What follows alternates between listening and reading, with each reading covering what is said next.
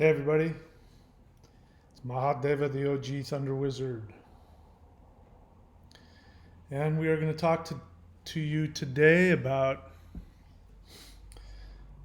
the gods Odin and Shiva and their connection to intoxication. And what does this mean? What does this symbolism mean?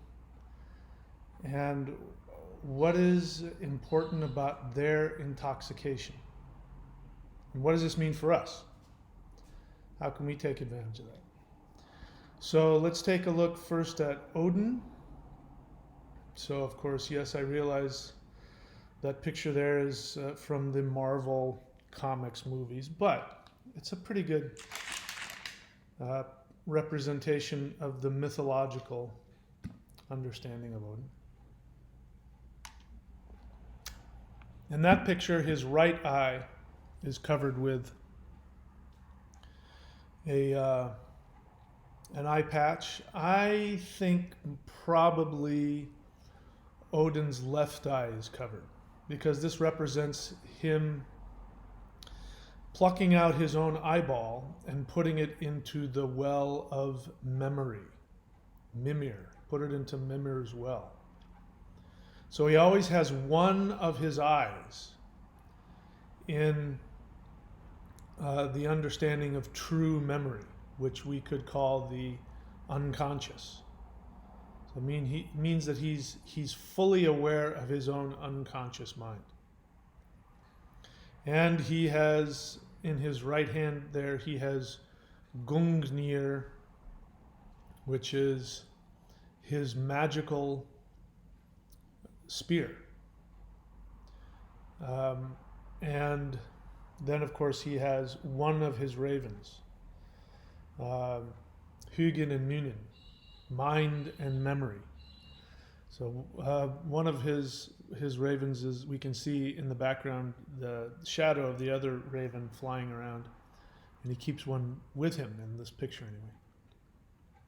And then, of course, we have to our right of Odin, got a picture of Shiva there, and he's got his trident and he's got his drum, and he is smoking some ganja, and he's enjoying his intoxication as he meditates on the impermanence of life. There, you see, he's got beneath him human bones, which represents his awareness of the impermanence of everything, sitting on the top of the Himalayas, which represents the highest chakra in the body. So it represents his highest awareness. Odin doesn't have it in the picture there, but Odin is said to only drink wine, whereas the other gods drink mead, especially Thor. Thor drinks copious amounts of mead. And the equivalent of Thor in the Vedic tradition is Indra, who drinks copious amounts of soma, which is the same thing, means the same thing. It has to do with life force energy, because the difference, you can't live off of wine, right? Odin isn't interested in the physical, which is why he only drinks wine. Thor, on the other hand, big muscular Thor, he drinks mead. Mead has all kinds of calories and other stuff in there, which that's, people drank mead and beer way back when. They drank a lot of it because it was part of their nutrition. They needed it, it was the way you lived back then. Drinking beer at night was good for your body in terms of nutrition and otherwise. So Odin is not interested in the physical body because he doesn't have one. I'll give you a hint about Odin. He doesn't have a physical body. He has transcended the physical realm. So he only drinks wine. Wine represents spirit, like your soul. So that tells you what Odin is all about. And Thor is the electromagnetic force. So he is one could say he is life force energy. He is chi. He is prana. And we could say that Odin is more aligned with Kundalini. That would be a fun thing to go into. So, these deities love to be intoxicated. And so I want to sit here and tell you, I also I absolutely love being intoxicated. In fact, I got intoxicated last night, like you wouldn't imagine. But what is it? What do I mean when I say that? So we're going to be talking about the differences between physical intoxication and spiritual intoxication. And we're going to be talking about where they meet up and what each of these things mean. So let's continue with Odin. I want to keep talking about Odin again. So let's take a look at what Odin has. If you notice, everything about Odin has to do with what we in the West would call the mind. So he's got his ravens, which represent forbidden, hidden knowledge. Because what do ravens bring? Ravens bring omens. Lots of times they bring omens of death. Death represents spiritual transformation. And so Odin has these two ravens, and one of them is mind and the other is memory. And I can't remember exactly how it goes, but in the mythology he's asked about his two ravens, and he says that he loves them both, but if he had to pick one, I believe he would pick memory. He doesn't want to lose memory. Doesn't want to lose his understanding of the unconscious, which is why his eyeball is plucked out and is constantly in the well of Mimer, the well of the unconscious. The unconscious, as what's his name said,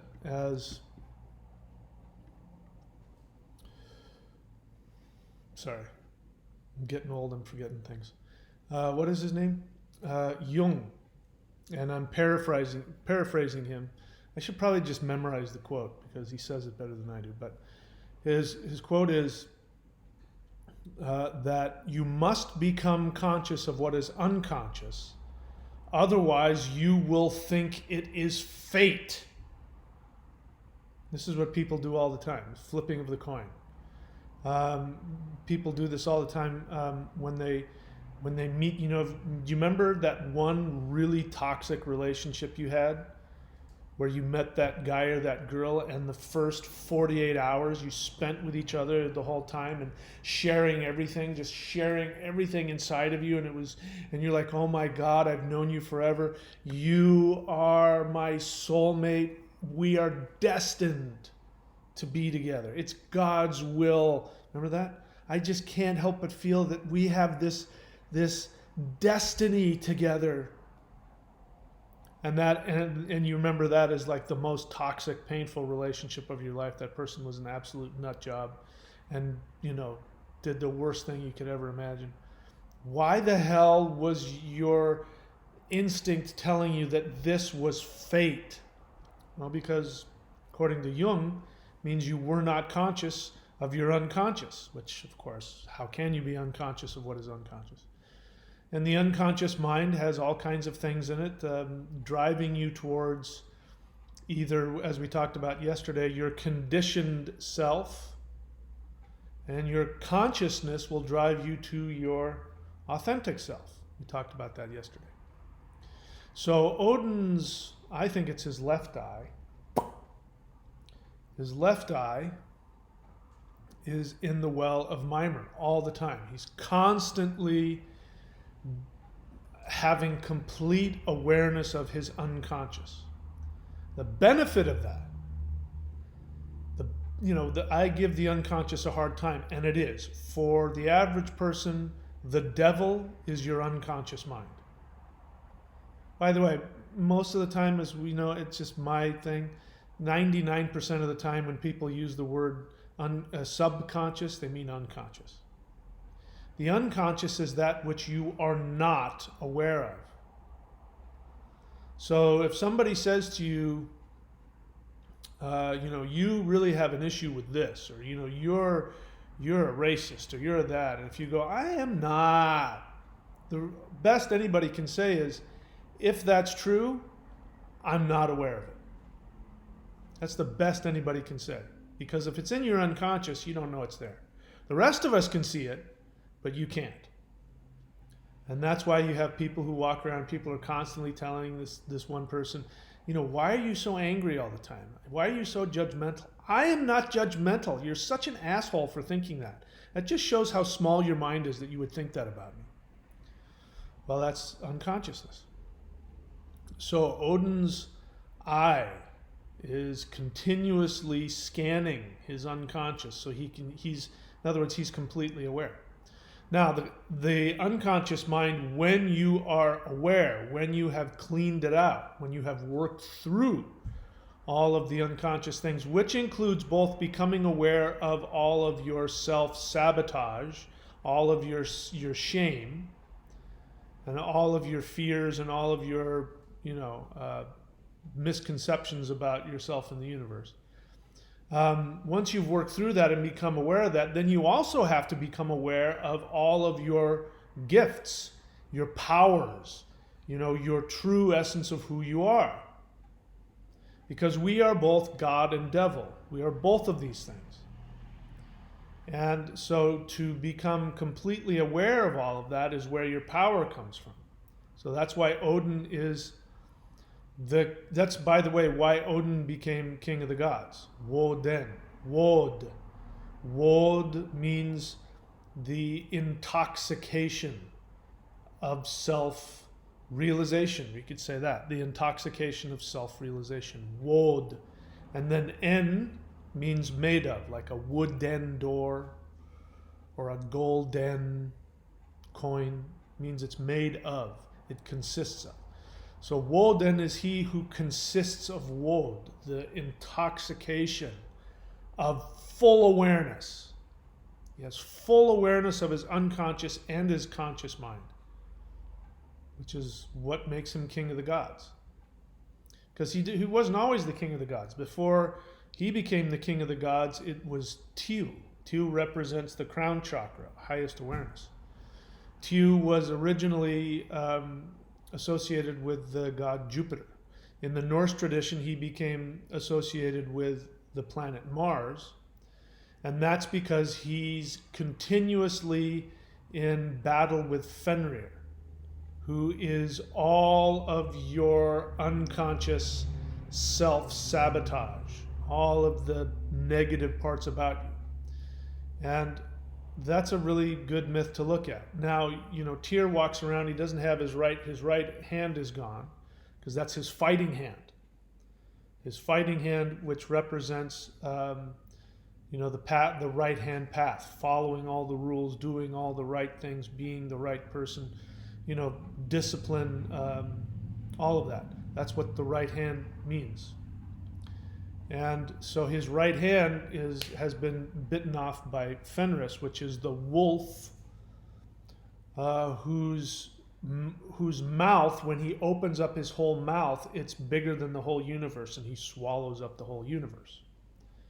Which means that your unconscious self-sabotage, your unconscious instincts that work against you, that part of you that keeps you connected to the earth, that attaches you to the earth, when that part has complete control, there's nothing, not even the gods. The gods cannot survive. When he opens up his jaws, he's going to consume everything. So Tyr's hand, he put his hand into Fenris's mouth because as Fenris was growing up, because he lived among the gods, he was, the gods' pet. They liked him, which tells you something. The gods like and appreciate your lower instincts. They don't judge them. Shiva, the people that hang out with Shiva are murderers, thieves, prostitutes, drug addicts, alcoholics, gamblers. These are the people that follow Odin around. If you see Odin, not only that, but demons follow him and ogres. And so if you were to see Shiva walking down the street, you would see the armies of hell walking behind him, worshiping him.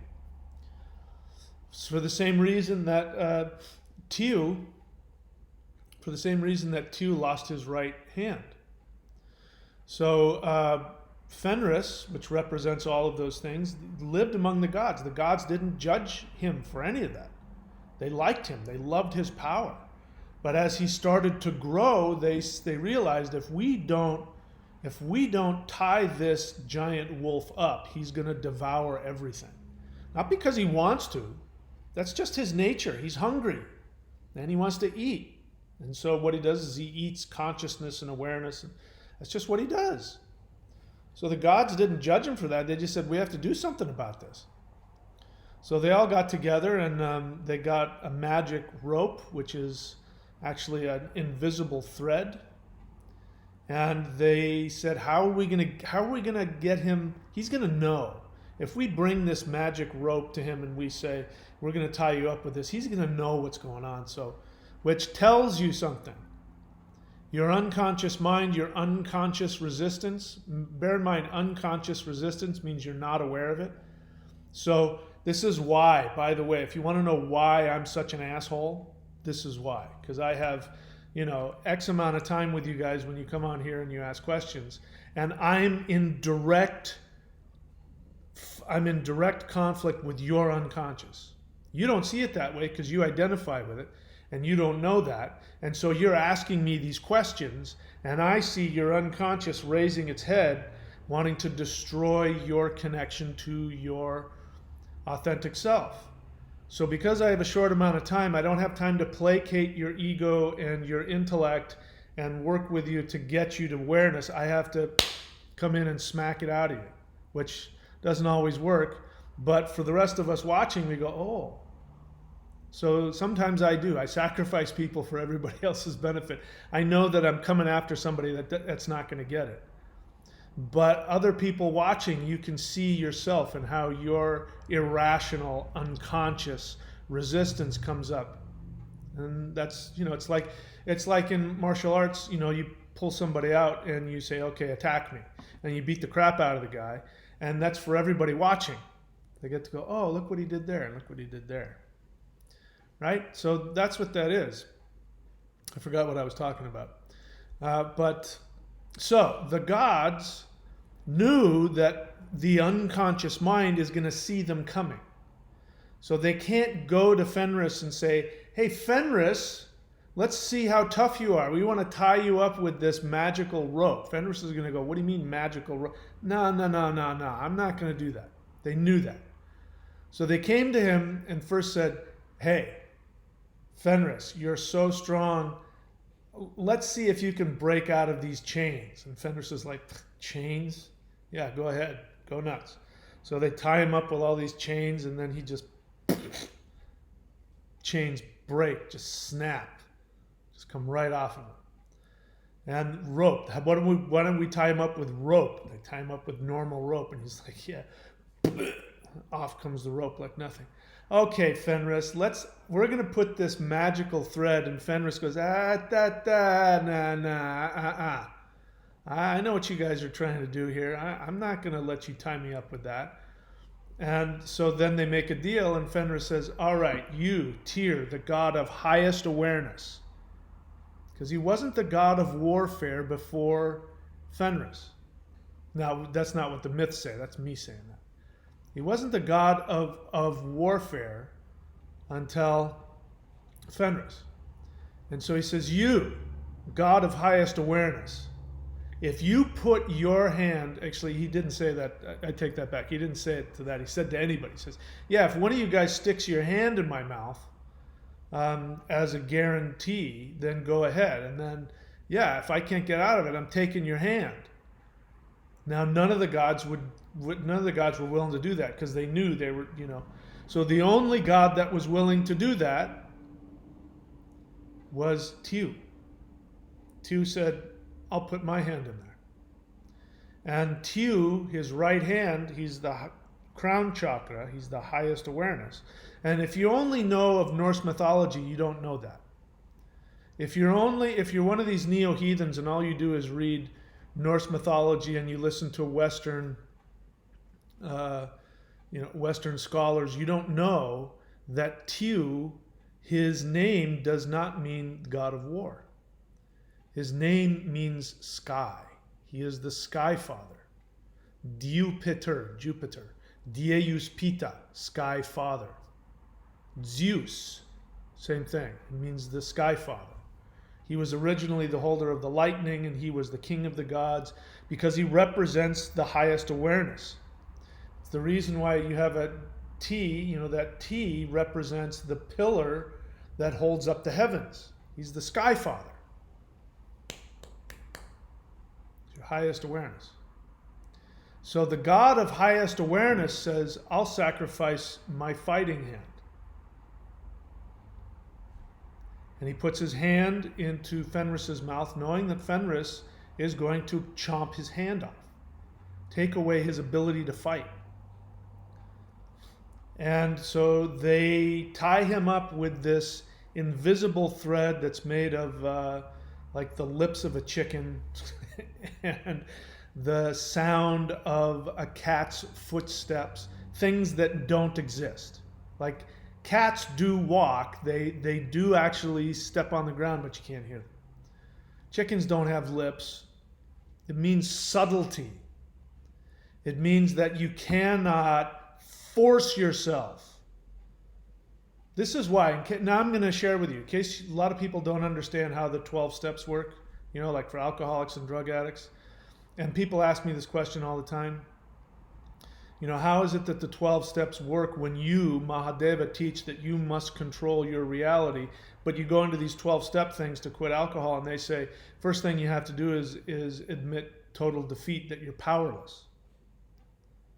Because that is what that means. This rope of subtlety means that you can't force control over your Fenris. You can't do that. Fenris will break it every time. And that's why you hear of alcoholics and drug addicts all the time. I swear this is the last time. I'm never doing this again. You wake up the next day, you're puking your guts out. It's like, that's the last time. I am never drinking again. I swear to God, this is it. I'm over. And famous last words. Gambling, sex, pornography, food. I don't care what it is. You can't force yourself. You have to have subtlety, which means you must live in the moment. So we'll just take the cat's footfall. So when we're talking about, like, especially a cat that's going to get its prey, and you see it just barely pick up its paw, and you can't, that cat is just in the moment, just living every single second in the moment. Subtlety. Without subtlety, you can't accomplish anything. So the reason why Tiw is now the god of war is because he's not now walking around like they show pictures of him, with no hand. It's not like he lost his hand. He's like, oh, well, now I don't have my right hand. He's walking around doing his thing. That's not what's happening. He is still in combat with Fenris. He is wrestling with Fenris. And it is only your highest awareness that can wrestle Fenris into a place of submission. Wrestling is a good example. Jiu-jitsu is a good example. He's got him right now in some sort of, submission hold. Now he's Fenris, so you're not going to be able to choke him out. He's not going to tap out. He's going to be able to squeeze out of that, and then but they're in continuous battle. That's why he's the god of war in the Norse tradition, which tells you how we, of northern descent, how we screwed up. Because when we walked away from our indigenous polytheist tradition, which was turning into something completely different than what it used to be. It was in a transitional phase, a very important transitional phase, and we screwed up. And it had This is why spirituality is so important. It had, I'm getting chills, permanent, devastating effects on the whole world.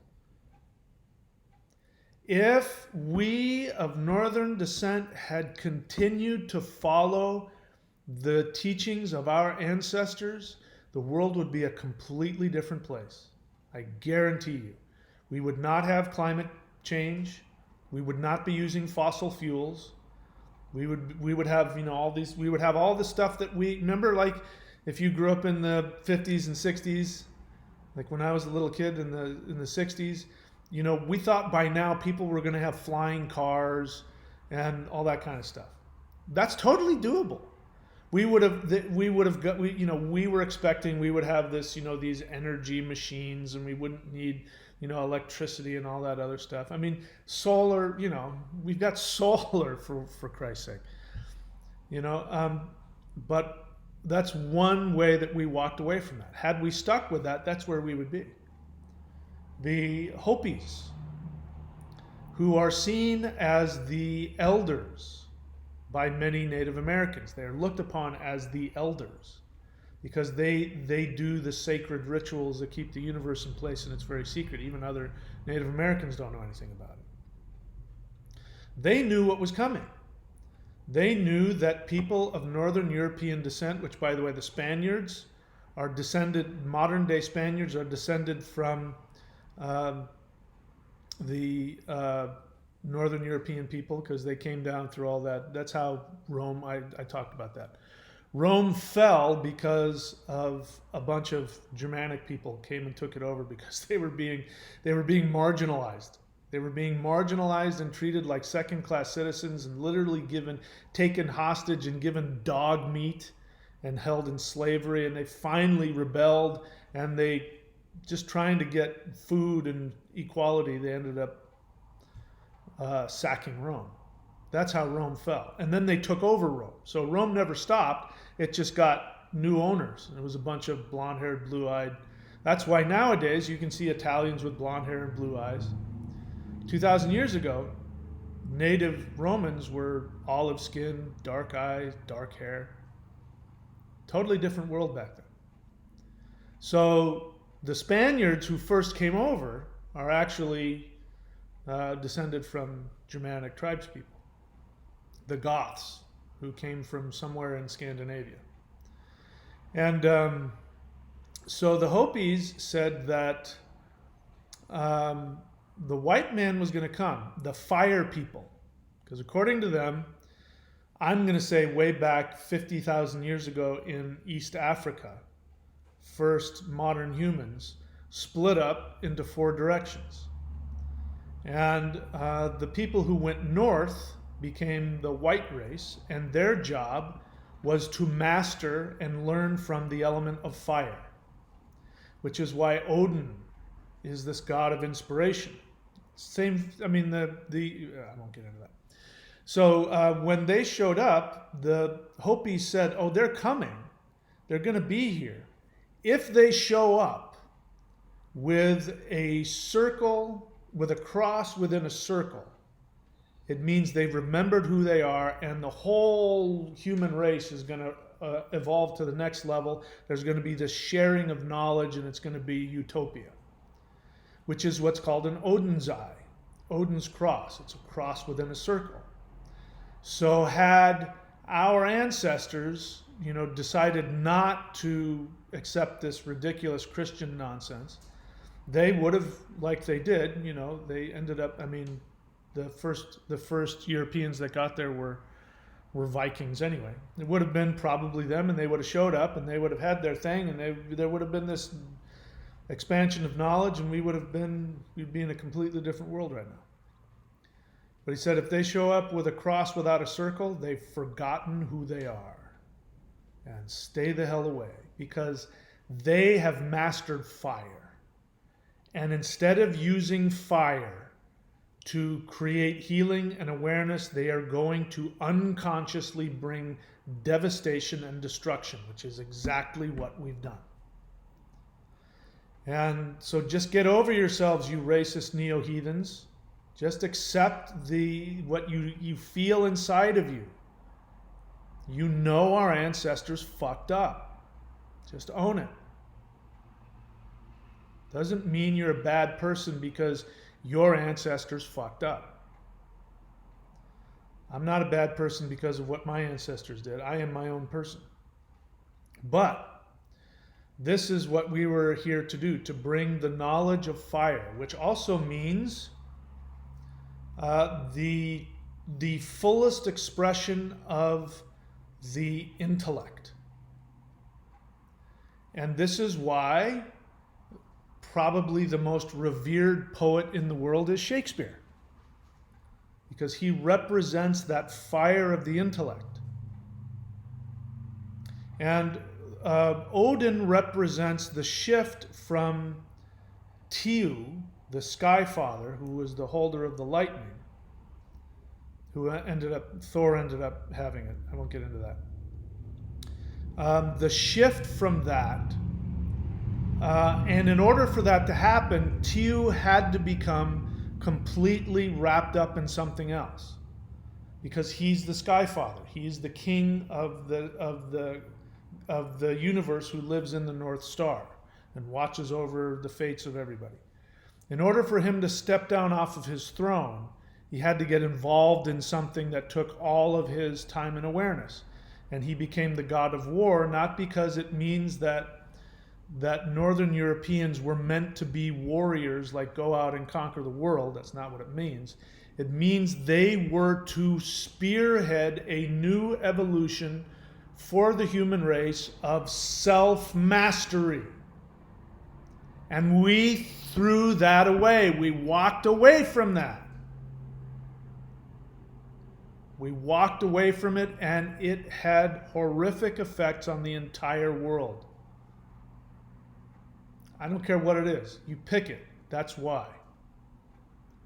That's why it happened. Because Tiu, as now the god of war, is not about going and fighting other people. He's about you have to wrestle that Fenris within yourself. You have to get into that jujitsu mind and just constantly be working that.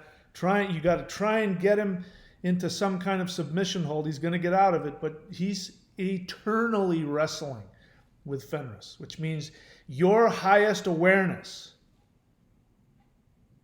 is constantly keeping Fenris in place. Fenris wants to break loose of those bonds of subtlety. He wants to break loose from that and swallow the universe. And because we walked away from Tiu and Odin, guess what happened? Fenris got released. And he's consuming the universe. This has everything to do with what I'm about to talk about with Shiva. So on the other end, so we've got Odin over here on one side who's got his spear. The spear means Gungnir, which means swayer. And I've talked about this before, but in the Vedic, a spear is also a spiritual weapon, and it's called Shakti.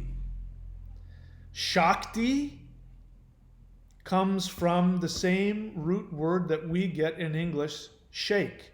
It means the same thing. So even though Shakti is feminine, what happens when Kundalini starts going up the spinal column? If you've ever had a Kundalini experience, you shake. The spine moves. You'll shake, but sometimes it moves. It'll go like this. It sways. I mean, I can do it. I mean, all the energy work I've done right now, if I can get myself in that spot, I'll start swaying. My body will start going in circles or swaying. And that's when I'm not doing anything. And that's the Kundalini in my spinal column. It's always there, available to me whenever I want it. So it means that Odin is the master of Kundalini, which has a lot to do with your human intellect. Ugh, I just got a big hit on that one. So now we get to Shiva over here. Well, I just need a second. Whatever it was I just said, just like something just exploded inside of me. Now, let's talk about Shiva. Shiva's on the mountaintop. He's got his trident there and his drum. And he's smoking ganja. And he's contemplating the impermanence of life. I'm trying to really be a good boy here today. But I'm going to stay on topic. I'm not going to veer off and start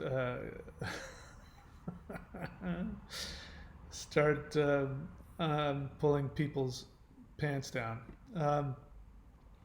So that represents the intoxication of awareness. So Odin's thing is he drinks wine, which represents the spirit. None of the other gods drink wine. They all drink mead. Odin only drinks wine, which means that he's not attached to the physical body. He is attached to the spirit. Because as I said before, you can't live off of wine. But if you're hungry and you don't have any food, big old glass of mead probably gets you through the night. You'll have enough calories to make it to the next day. And whatever other good things comes with all that, all the stuff that comes with old style beer and wine. Beer and mead. But Shiva over there is smoking his ganja. So, in the tantric tradition, which by the way does not have anything to do with sex, it means technique. There is the smoking of ganja, of THC.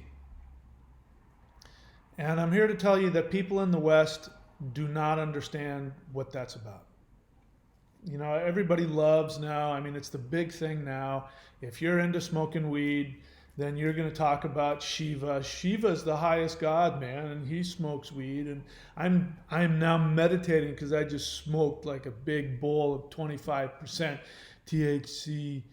What was I saying? You think you're now in the realm of Shiva because you're so baked that you can't even... Did I just think that, man, or did I say it? I remember doing that. I remember being there and talking with somebody and going, man, did I say that out loud? What was I talking about? I'm so hungry, man. I remember that. So I know what that's all about. I know why people do it.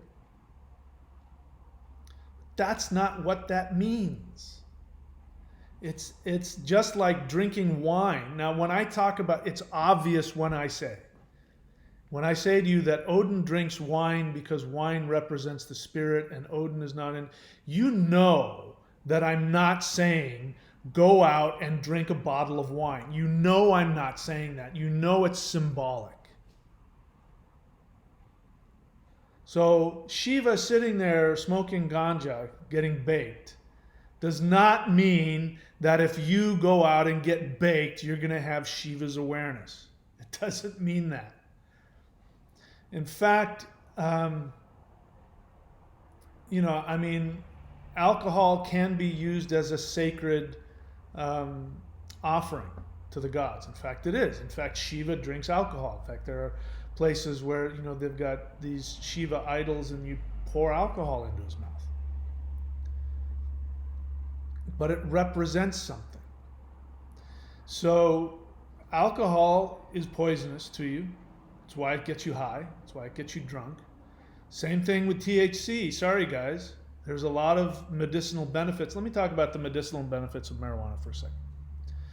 So in Ayurveda and in traditional Chinese medicine, which has been around for thousands of years, you will find medicinal uses for marijuana, for cannabis. Somebody actually wrote me and said, don't use the word marijuana because that's what the police use, man, and that's like a judgment. Use the word cannabis. Whatever. Cannabis. I can promise you that the cannabis that both the Chinese traditional medicine people are talking about and the Ayurvedic guys are talking about from 7,000 years ago. They are not talking about cannabis with 25% THC. They're talking about the weeds that you pull out of the ground that grow naturally and has maybe 3 or 5% THC. And then you use it as a medicine because there's something out of balance. And you're using a toxin, you're using something strong to kickstart some kind of shift in the elements within the body. So that then once that gets kickstarted, then you use another herb to balance that out. In spirituality, it's used, for instance, in Nepal, I believe it is. Nepal, marijuana is completely outlawed, except for one day, which is Shiva Ratri. I don't know if I'm pronouncing that right. And that day, everybody can smoke weed on that day. And if you talk to, I was, again, I do my research on this. And I was researching around, and there was some sadhu guy with the big, his hair and that big, looks like a big rat's nest and it's sticking off the side of his head. And he's, one of these guys. And some white guy, because he's surrounded by a bunch of white sycophants that, they're doing their best. They're trying to find something. They want to get out of the disgusting, horrific mess of Western religion and society, and I get that. And so they're totally projecting on the perfection on this guy, and some white guy's like, yeah, man, and so like Shiva smokes weed, right? And that's cool. And this guy who looks like he smokes weed says, a little bit. A little bit. Otherwise, it's very bad for you. And if you understand, it's done, like one day a year, or it's only done on special occasions, and even then, it's understood that it's a way of trying to knock you into into an altered state of consciousness, so you get out of your attachment to physicality. It's not this sacred medicine that you smoke every day and it's gonna, it'll fuck you up. It's really bad for you. Sorry, guys. So Odin drinks wine, and only wine. And again, if you did nothing but drink only wine, are you going to tell me that you're going to become some spiritual? No, man. It's a symbol. Shiva, the other reason why Shiva smokes weed, if you want to say he smokes weed constantly, I'm okay with that. The reason why is because Shiva is Nilakant. He's the blue throat.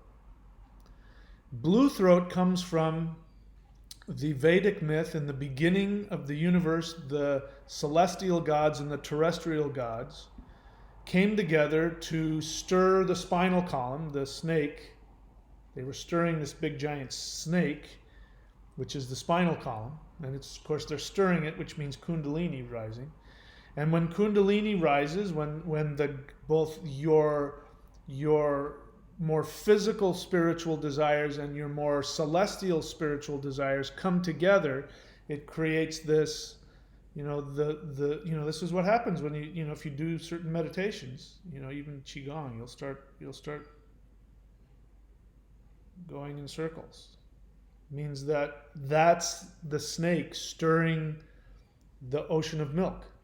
And from that will come the Soma, which is the Nectar of Immortality, which is DMT, among other things.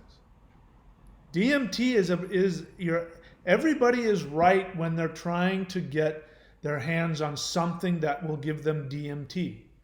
And the experiences that you have from either ingesting DMT or ingesting ayahuasca, which is the same thing, the external DMT, you are going to have a false, superficial, but similar experience of what happens when DMT is naturally released from within the glands of the brain, which is what happens when Kundalini rises to the top. That's one of the things that happens, is DMT is naturally released. That's when I said at the beginning of this video, I said I got really high last night. That's what I meant. I've got access to practices that I know if I do them,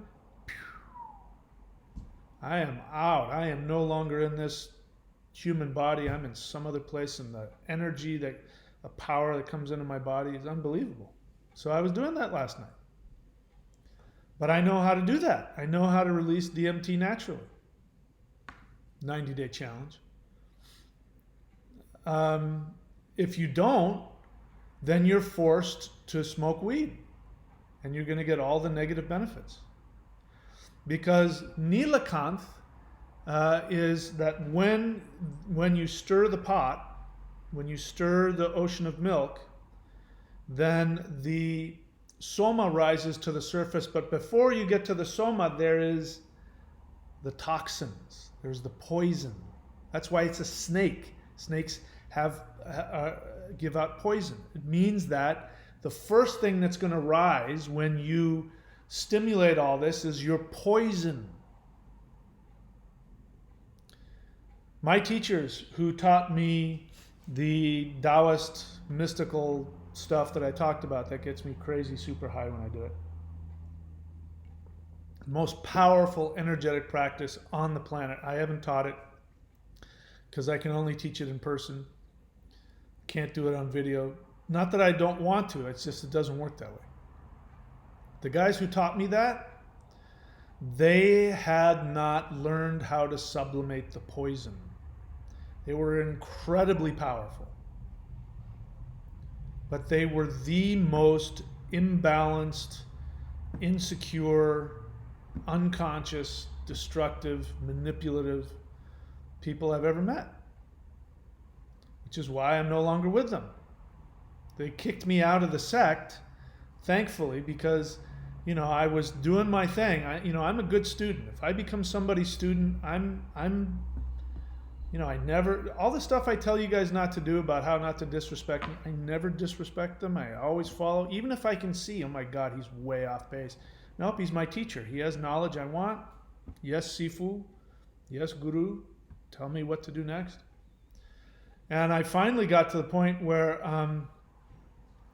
I didn't want to walk away from my commitment because I made a commitment. When I say to somebody, you're my Sifu, that I can't just walk away from that just because I don't like him anymore.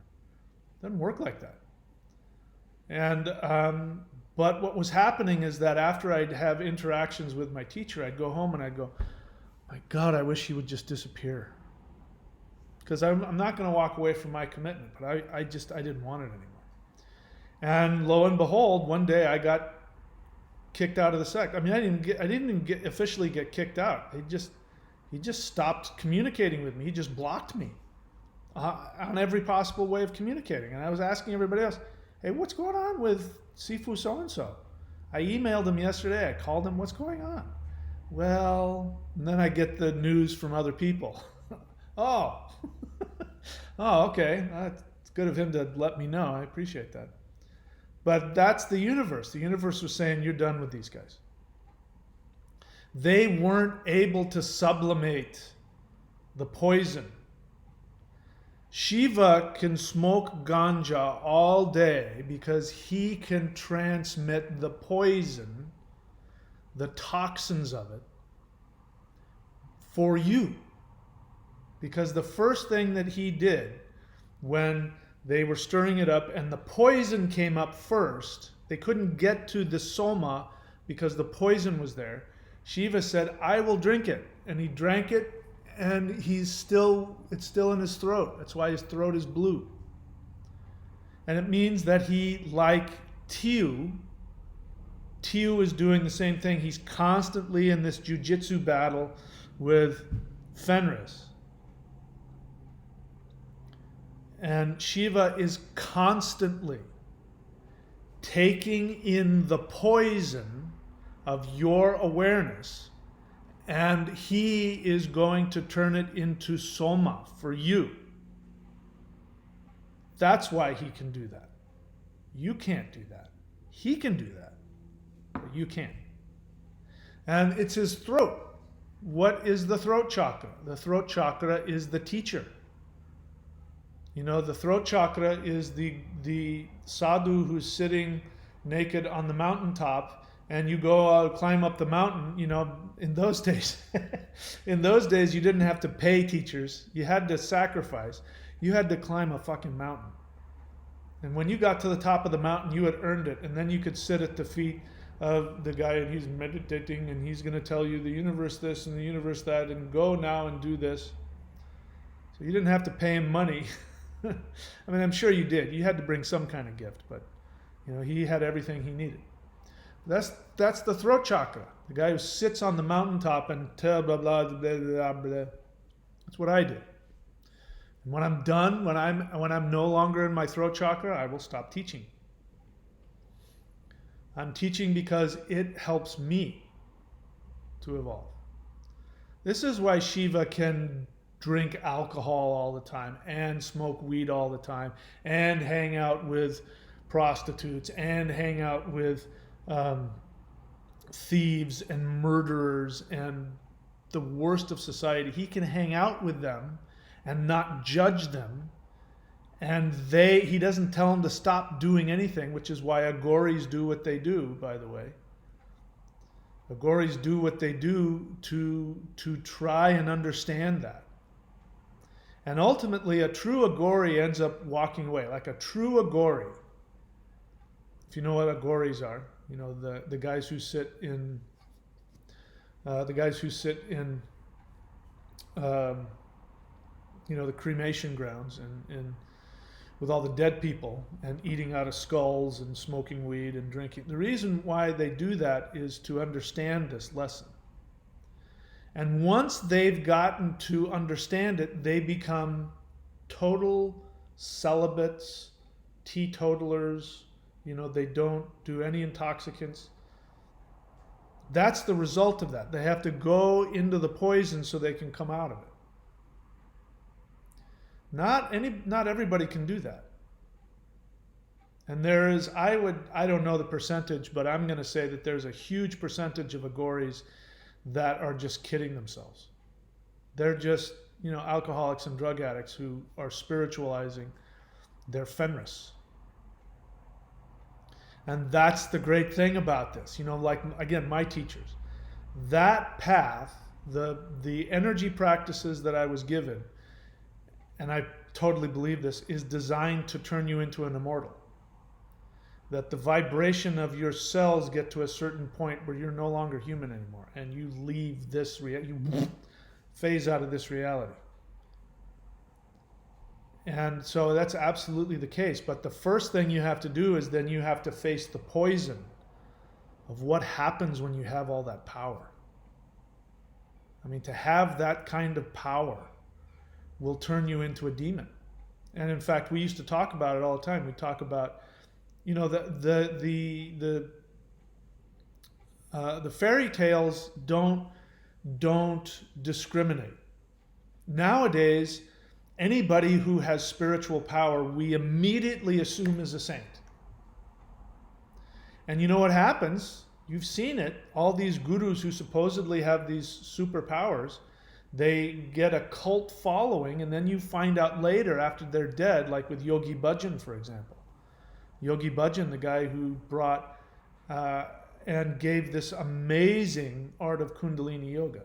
I mean, it's a phenomenal, absolutely phenomenal practice.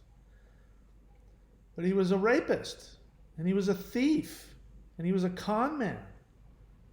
And I talked to people who knew him when he first came here, and they said this guy had serious power. He could like touch your third eye and it didn't prevent him from becoming the monster that he turned into. That's the poison. Shiva is constantly processing the poison for you. Tiu is constantly battling Fenris for you so that you can drink the soma. You can drink the mead of immortality. So intoxication, if what you want is intoxication, you can have it. You can have, and I'm telling you because I've done both. The intoxication that comes from learning how to get the brain to release DMT in massive amounts, there is no comparison with that to the DMT that you take externally. You know, I said this the last time and I'll keep saying it. It's not that doing things like drinking ayahuasca or taking peyote or anything like that, it's not that those things aren't spiritual. Or, you know, smoking ganja once a year on Shiva's birthday or whatever the hell it is. It's not that that's unspiritual. It's that those are the things that you need to do to crack yourself open when you don't have the higher technology. And in order to use those, in order to use like say ayahuasca, for example, in order to get the benefits of that, you have to be brought up in that culture. Because if you're brought up in that culture, like from birth, you know, till the time that you do it, and you are taught by people who teach you the basic fundamental assumption of your relationship to the universe, and of course you don't have all of the major psychological issues that every single human being in the Western world suffers from. When you don't have that, then you don't have the screwed up brain. You know, people do the whole ayahuasca thing because they have depression, because they've heard it's a medicine, and they think if they take this, it'll get them out of their depression. And I'm telling you, that's the worst reason to do it. It's literally the worst reason to do it. And traditionally, a real shaman should, when he sees you come into his village and you want to do ayahuasca, and he sees in your aura that you're a Westerner who's depressed, he's going to say, not for you. Because a real shaman who does those things won't allow you to do it until he can tell by looking at your aura that you know how to deal with it. But if you're broken and you get cracked open by that stuff, there are people that are permanently insane from doing ayahuasca. There are people who are dead because of doing ayahuasca. So this isn't meant for us, Westerners. And the other reason is because it's unnecessary. The reason why those cultures, which are ancient, we're talking, you know, if you're talking about a tribal shamanic Native American culture in the jungles of the Amazon, they're still, and I'm not judging it, I think it's fucking awesome, but they're still back 50,000 years ago. That's the spiritual technology they have. The Taoists and the Vedics used to use hallucinogens as well. The Soma drink, which the Vedic priests would use in order to channel Indra to write the Vedas. That's how the Vedas got written, was they used, they drank this thing they called Soma, which was an intoxicant. And we don't know exactly now what it was, but we think it was THC and ephedra and who knows whatever else. And they would put it in the moon and chant over it and certain mantras on the full moon and this part, and they'd do that. And then after that, when it was fully empowered, on the specific time when the moon is here and that is there, then they would do the mantra and they'd do the ritual and they'd drink the soma and they would get intoxicated, and then they would channel the gods, and they wrote the Vedas that way. And now we don't know what they did. There's a reason for that. It's because we don't need it anymore. And they came up with Kundalini Yoga, which is not, by the way, Hatha Yoga. Hatha Yoga is the entry level. It's people spend their whole lives trying to get the exact Hatha Yoga, and it's like, you know, no, you've been done a couple years now? Okay, you can move on to step 2 now. Hatha Yoga was designed to strengthen the body and the nervous system to handle the higher level mantras and meditations of releasing the Kundalini. They spend their whole life. They fight with each other over it. They It's crazy. We could talk about that, about what real martial arts is too. Same kind of thing with that, but that's another video. So, do you get what I'm going with this? That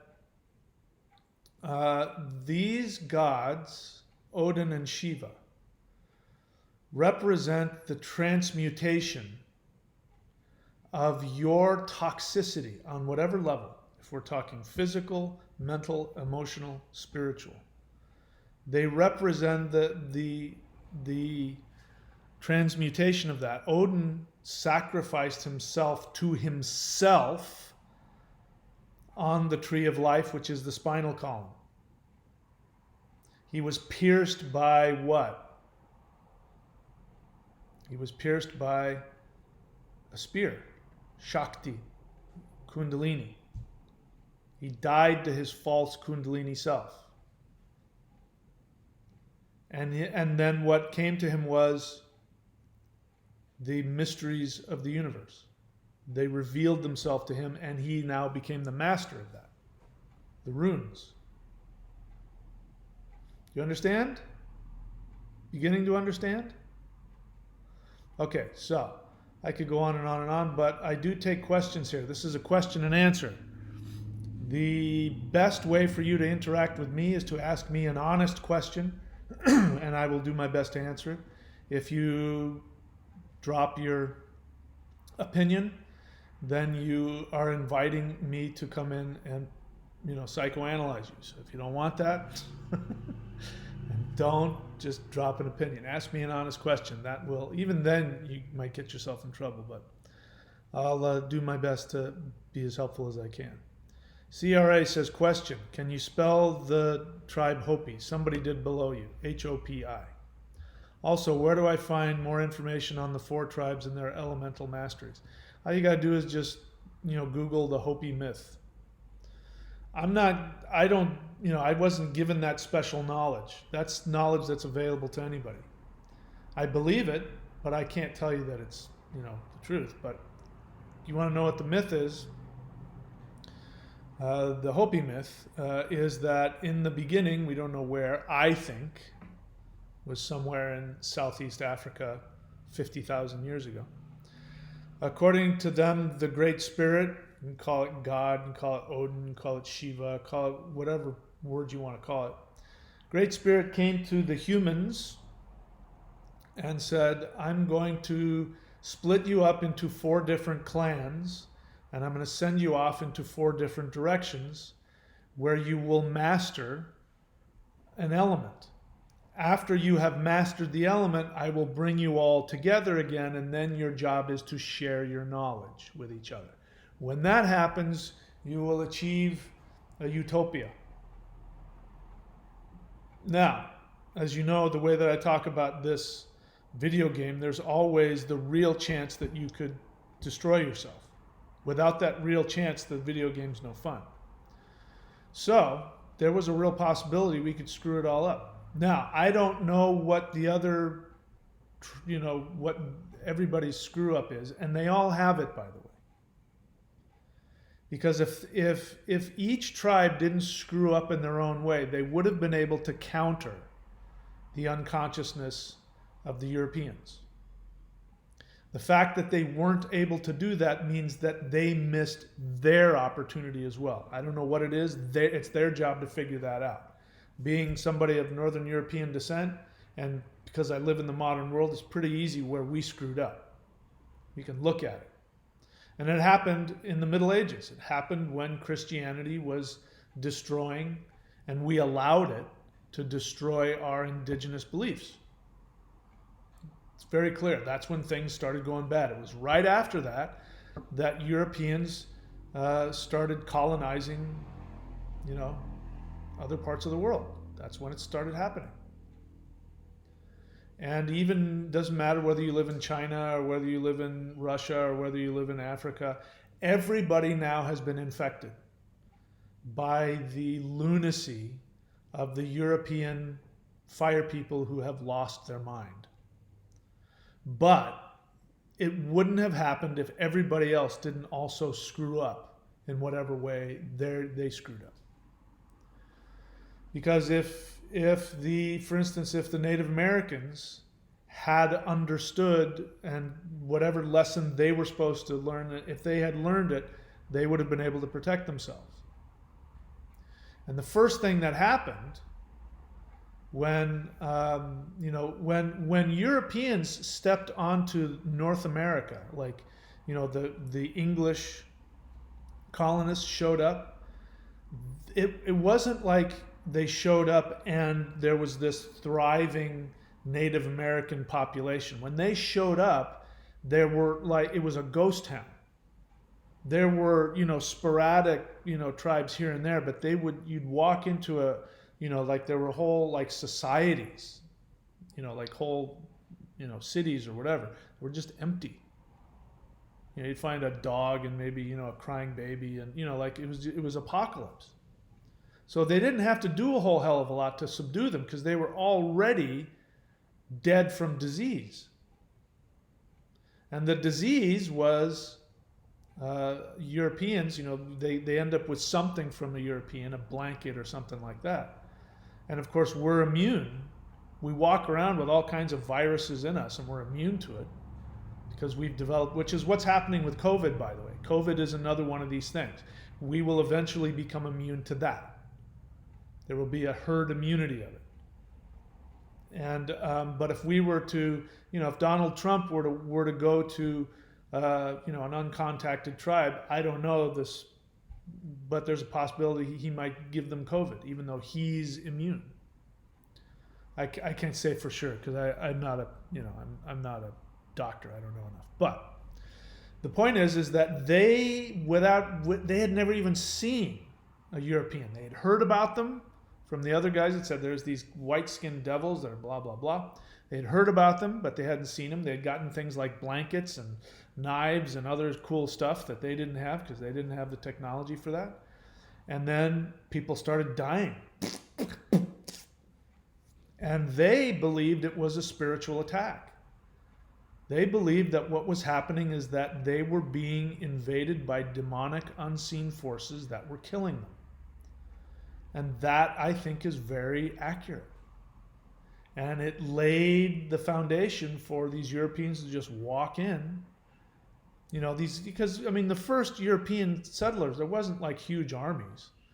There was these ragtag bunches of 50 or 100 or 1,000, guys with guns. And, they didn't have the ability to take over a whole continent. No, the disease did much of the work. So, I don't know why I got on that. Anyway, we were talking about the Hopis. So, we were meant to master fire. And the East Asians mastered ether or air, which is why if you want to master Qigong and energy work, where do you go? You go to China. Those guys are the masters of, everybody in the world sees them as the masters of life force energy. If you want to master earth knowledge, wisdom, Native Americans, anywhere in North and South America, they are seen as the holders of earth knowledge. And the most confusing one is the people who mastered water. People who mastered water supposedly went south. That doesn't, or is it the earth people that went south? No, the water people went west. Sorry about that. Doesn't make any sense because the water people are Africans. The Africans mastered water. What the hell does that mean? And how did they end up in the West? Well, when human beings evolved, they evolved in South Africa and they went north and then they went west. And West Africans especially. West Africans mastered drums and they mastered rhythm. I know because I'm trained in, West African shamanic drumming, and I can tell you there is no more precise musical knowledge in the world. When you go to a drum circle, which I hate People think because you got a djembe out and you start banging away, and everybody, all drum circles, it's the same. And it doesn't matter. And they go, okay, let's change the song. Okay, they just slow it down or speed it up. It's the same stupid song every time. That's not African drumming. African drumming, the true stuff, even a master, you have to sit and listen. Even if you're a master, you're going to have to listen to them play for 20 minutes before you can even just play a support rhythm. The level of integration of those sounds is a mathematical preciseness that you won't find anywhere else in the world. And like water seeps through all of the cracks. It goes, it'll go anywhere. You can't keep it out. It seeps into everything. So what happened is that the whole world now listens to African music. You don't realize it, but every time you turn on the radio, you are listening to African music. Anything, almost even, neo-Nazis who are listening to their thrash metal, that's all based on African rhythms. It gets everywhere. And now the thing to do now, is everybody wants to, wear their cocky, baseball cap with the thing up and, pull their pants down. And, it doesn't matter what race you are now. You look like, what used to be, only African Americans and Compton. That was like where it all started, way back in the 70s. Only those people wore that. Now everybody does it. Because music, everybody buys into the music and becomes, this is water. Water gets everywhere. It seeps into everything. Music. And the philosophies behind that. So this is the four elements. And we, those of us who are of European descent, we were here to master the fire of the intellect, which is why Odin is only found in one place. This is Northern Europe. Because he is and that's why he emerged out of nowhere, because he didn't exist before.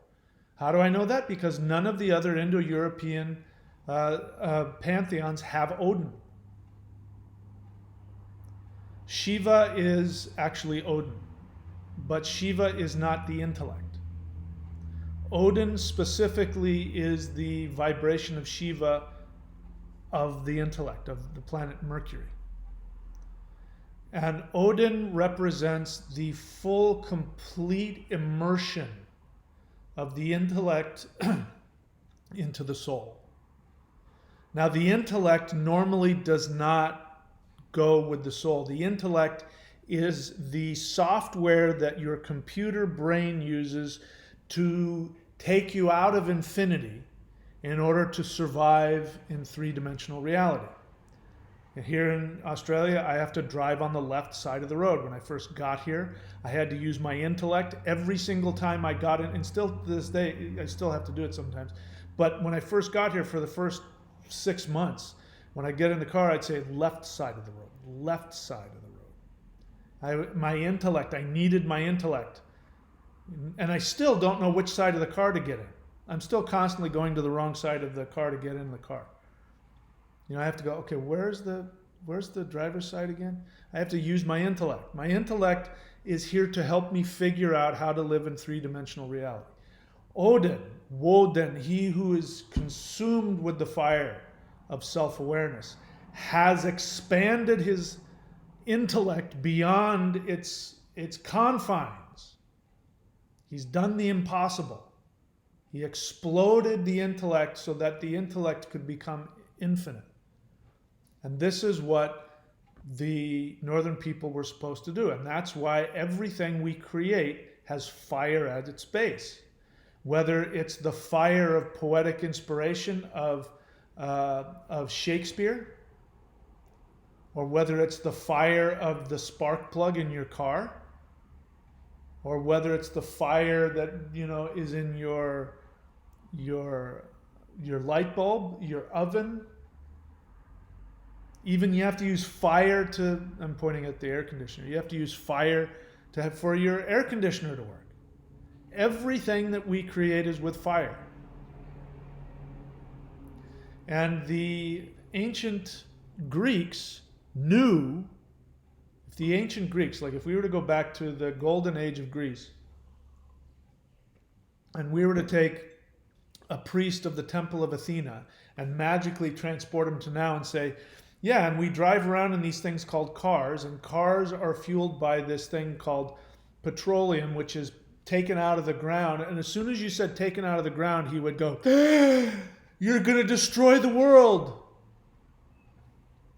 Because in the Temple of Athena, they had these lamps that were fueled by olive oil. And the olive oil was the sacred lamp of Athena. And you could only use olives that were plucked directly from the tree. If the olive had fallen and touched the ground, you couldn't use it.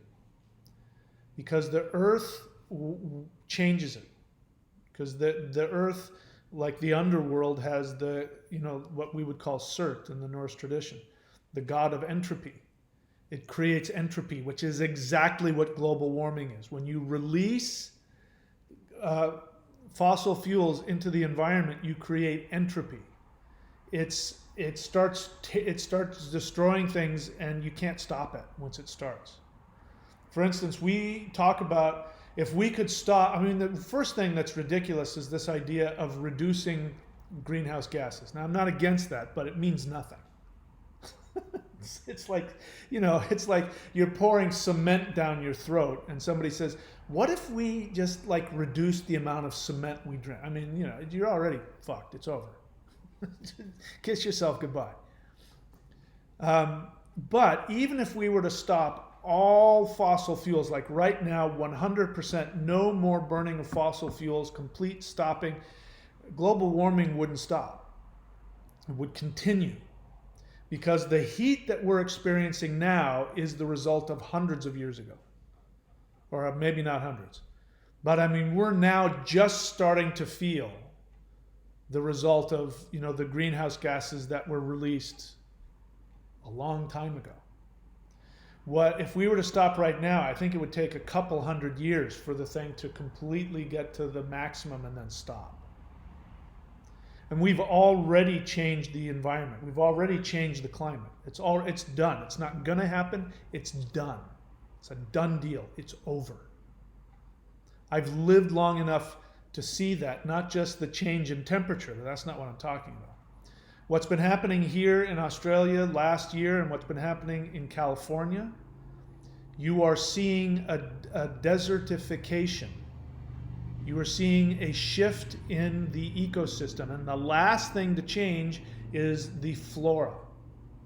The flora are finally acknowledging and changing, because when I was in Idaho, which was a while ago, but I got there 2003.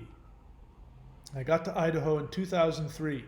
And I believed in global warming because I believed scientists, and I had heard about it, but I didn't quite understand it. I hadn't seen the effects of it. That hadn't hit me yet. And I was like, oh, that sounds really bad. I hope that doesn't happen in my lifetime. And then I got to Idaho. And I moved there, among other things, so that I could live in the woods. And so I was close. I lived in Boise, and I could drive up into the mountains there, and I could get into thick, beautiful forests. It was great. And I got to this one really great campsite, which was, it took like an hour and a half driving up into the mountains and then onto dirt roads, and it was so great. And I, could take my car. I didn't have to go on horseback. I could the back of my truck, and I could camp and just have all the food in an ice chest, and I loved it. And I would sit there and I would, swim in the river, and I was in heaven. I loved it. Meditate. I did a lot of meditating up there. And I remember being up there, and there was this one pine tree, and it had a little bit of orange on it. Now that's not unusual, because pine trees die. And what happens is that there's always been these, diseases, these bacteria and viruses and things like that attack weak trees. And it's there in the environment to keep the trees strong. So every now and then you want a weak tree to die, because that's going to strengthen everybody else. And all the other trees have these ways of protecting themselves from the moths and all the other things that come in and attack the trees, which is there to, again, it's pushing the trees to stay healthy until one thing happens. Now, if the temperature doesn't in the winter go down to a certain level and stay there, the trees can't protect themselves. It's too warm. And you don't notice it because it's only, you had this kind of a warm winter and you don't know the difference because there are days where it's really cold and the snow piles up and you think everything's fine, right? So I went up there one year and there was this one tree and he had a little bit of, orange around there, and I know, oh yeah, that tree's probably going to die, but that's okay, that happens. And I'm not kidding you, within 1 year, the whole forest in that area was dead. And it was because of global warming. Now you think, okay, you had a bad drought, right? I was there for 10 years. And by the time that I left there, I could not. When I first got there, I could travel to all these different campsites and stay in all these different places, hundreds of miles apart. By the time I left, there wasn't any place I could go. All the forest was dead. And you go there now, you're going to see a bunch of orange trees everywhere you go. If not entire forests completely burned down. And the fires were horrific. That's what's been happening this last time in California. I wasn't there. You guys know, you were there. The worst in history. The most fires that in historical record. Because the ecology is changing. The ecology has gotten to the point where it's saying, okay, so we're no longer going to have these kinds of plants because that's for a different ecosystem, so let's just get rid of that. It's turning it into a desert. It's over. That's one of the reasons I'm not in California, because it's too painful, because I would want to go to the mountains. If you go to, if you've ever gone lately to Yosemite, if you go look at Yosemite's valley and you take a picture, or you look at pictures of Yosemite Valley now, you're going to see a bunch of orange trees. Those are dead trees. And all it would take is a spark and the whole thing would go up. It's over. Bye-bye. You can stop all greenhouse gas emissions right now if you want. Not going to do anything. It's going to take a couple hundred years. Or some other kind of event. It's over. This is the result of us walking away from our indigenous traditions, because as long as Tiu is fighting with Fenris, your highest awareness, how do you keep the highest awareness going?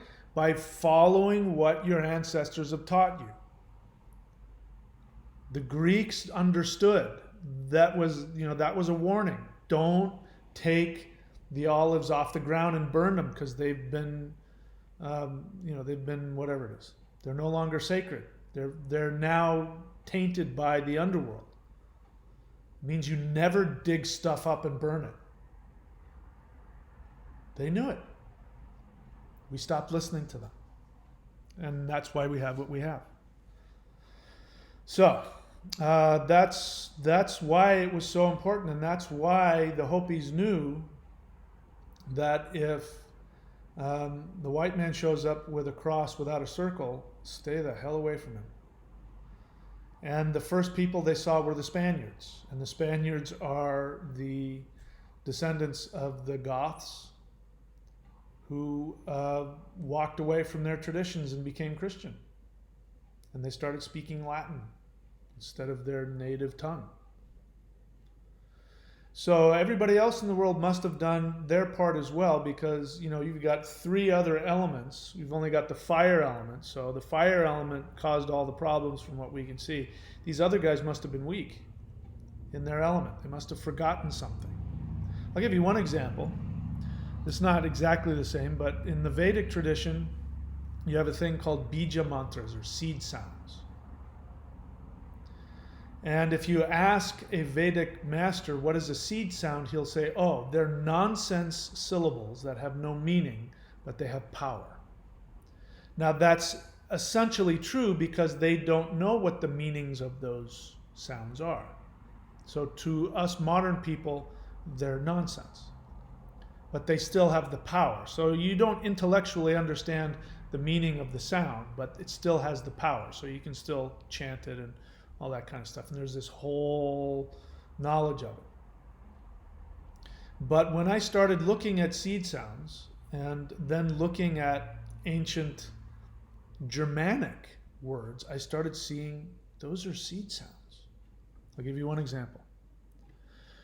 Again, this is why you got to have more than just, a Western, book knowledge. You got to research other traditions, and then you can bring it all together. So there's a seed sound, which is thum. And that is the seed sound of the moon. That is the seed sound of the ambrosial nectar of the moon. Now we have in our tradition we have the god Thunar. Thunar is made up of two sounds, which is thu. Actually, the seed sound is thu. When you chant it, you put the ng sound, which is also a rune, the ing sound. You put the ing rune on the end of the thu, and you get thum. So that's why all of the om is actually ong. It has an ng sound.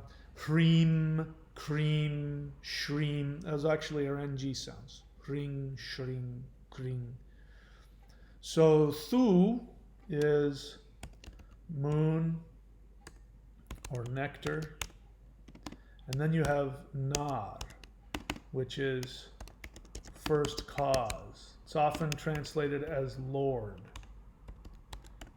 But as some people pointed out who are trying to tell me they know more than I do, it doesn't necessarily mean that, but it has the function of that. So who is Thunar? Thunar is the first cause or the Lord. Whoops. He's the first cause or the Lord of the moon, which is the mind and ambrosial nectar, or a drop of water as well. So he could be Lord of the rain. Thu could also be translated as drop. Now, there's no way you're going to know that unless you study the sister language of the Vedic Sanskrit. And not only that, if you learn from, because now it's an oral tradition of the seed sounds, it's an oral tradition, and they say it's just nonsense syllables, it doesn't mean anything, which means that they're holding on to the oral tradition and they understand the science of it, but they don't understand the meaning of it. Here's another one, lam. You'll see it as lam, but it's actually pronounced lang. This is the earth bija mantra, seed sound. What's the word for earth in English?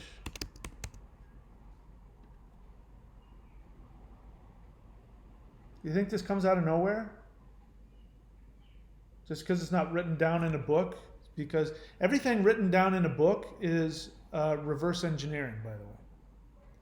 Like Proto-Indo-European, Proto-Germanic. Those languages don't exist. We treat them like they do, but what's happened is people have reverse engineered to the best of their ability. And then we treat it like a fact. So when I say these things that you can't find in books, people say, I don't know what I'm talking about.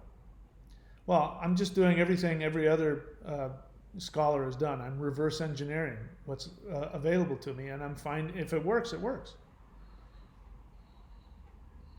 So our ancestors have the keys to all of this. The same was true. I had a friend of mine who was Native American Navajo. And there was a point in time when he wanted to learn his indigenous tradition, so he started learning the songs.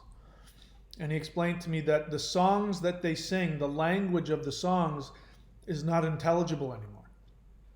So even though it's Navajo, it's treated like, it's treated like, people treat, if you're ever a born again Christian, I don't know if it's still the case, but there are places where if you read the Bible in anything other than King James English, you were reading some demonic text. Like some person, that Jesus walked around speaking in King James English. If you, instead of saying, the kingdom of God is within you, you had to say the kingdom of God is within thee, or whatever. You had to say thee and thou, and somehow that was spiritual. Well, it's the same kind of thing. He would say that you had to sing the songs in the ancient tongue, which is no longer, even though it's Navajo, it's old. But the reason for that is the same reason why. What was I going to say? The same reason why you sing the Vedas in Sanskrit, because the sounds are put together in a certain way to have a certain response. You can translate it into modern Hindi or into modern English, and it's going to have still power to it, but the sound and the way it's intoned, that's a whole other science. Which is why, again, drumming was, African drumming is so powerful. Right? So all of this talk is really getting me stoned. I'm starting to lose my ability to connect because as I'm talking about all this stuff, it's really taking me out of my body here. So I'm kind of forgetting what I'm talking about. So let me see if there are any questions here. If you have a question, do me a favor, write the word question so that I don't miss it. So Patrick Duggan, write the word question. I could have missed it. I almost did. What are your thoughts on Gnostic left-hand path currents in modern Norse practices like Thursatru? Well, first off, Patrick, welcome to the channel. I don't know if you're new or not. I tend not to answer questions about things I don't teach. Have you ever heard me teach anything about Thursatru? Look, Asatru is a neo-religion. It's made up. They're doing their best, but they're making stuff up. This is kind of exactly what I'm talking about. The majority of Asatru that I've run into, there's a lot of very sincere people who are reading the mythology and, they're doing bloats and stuff like that. And so I'm not trying to do that, but the dogma surrounding Asatru is all modern. It's all made up. The 9 noble virtues, it's all made up. There's no such thing as Thursatru. I understand why people go after it. They go after it for the same reasons that I went after studying African drumming and Taoist mysticism and Vedic sciences. I did that for the same reason that they go after Thursatru. Because they're trying to rebel against the dogma of, Asatru, as we know, Asatru tends to be, the majority of Asatruers tend to be very conservative. And we've got a whole community of Asatru people who are racialist, if not outright racist. And this comes from, and there's a reason why they worship the Aesir. They focus on the Aesir and not the other gods, especially like Loki. God forbid you worship Loki. But they worship on the Aesir because the Aesir represent the right-hand path. Right hand is there for a reason. I don't mean right-hand path like it's some arbitrary thing. The right-hand path, the right hand goes to the left brain. The left brain is the, if you're a Republican, you are very left-brained. You're all about doing what's right and being conservative. I mean, even if you're full of crap, you think you're doing what's right and you're following the rules and righteousness versus evil, and it's always this battle of good versus evil, and Christians and all that. That's the left brain. It's the right hand. That's so the Asatru, the Aesir are the celestial deities. The celestial deities live in Asgard, the fort of the celestial gods, the celestial gods. There's only two fortresses in the 9 worlds. There's Middle Yard, which is the middle fortress, which is where we are. And there's the Osyard, the Aesir fortress. Those are the only 2 fortresses. The rest of them are homes, which means they're not fortresses. They don't have walls around them. You put walls around things to protect them. You create a fort to protect yourself from being attacked. The northeast is the realm of the Asgard, and it's the realm, if you don't know where to put an altar, like you don't know, you got to worship a deity and you don't know which direction to face northeast, because that is the default direction of the altar. And why is that? That is because, according to the Taoists, there are 2 demon gates in the 8 directions. And one is in the northeast and the other one is in the southwest. The southwest is the underworld. So that makes sense. That's a demon gate. That's your unconscious mind. That's where the dead go, obviously. You don't want to bring up ghosts and demons. That's where you're going to find them in the southwest. So that is a demon gate. You got to be careful of that. But why would the northeast, the place where the celestial gods exist, why would that be a demon gate? Because if somebody is too right-handed, and if they only operate from their left side of their brain, their intellect, they end up becoming self-righteous. They become racist. They become sexist. They become terrorists. All the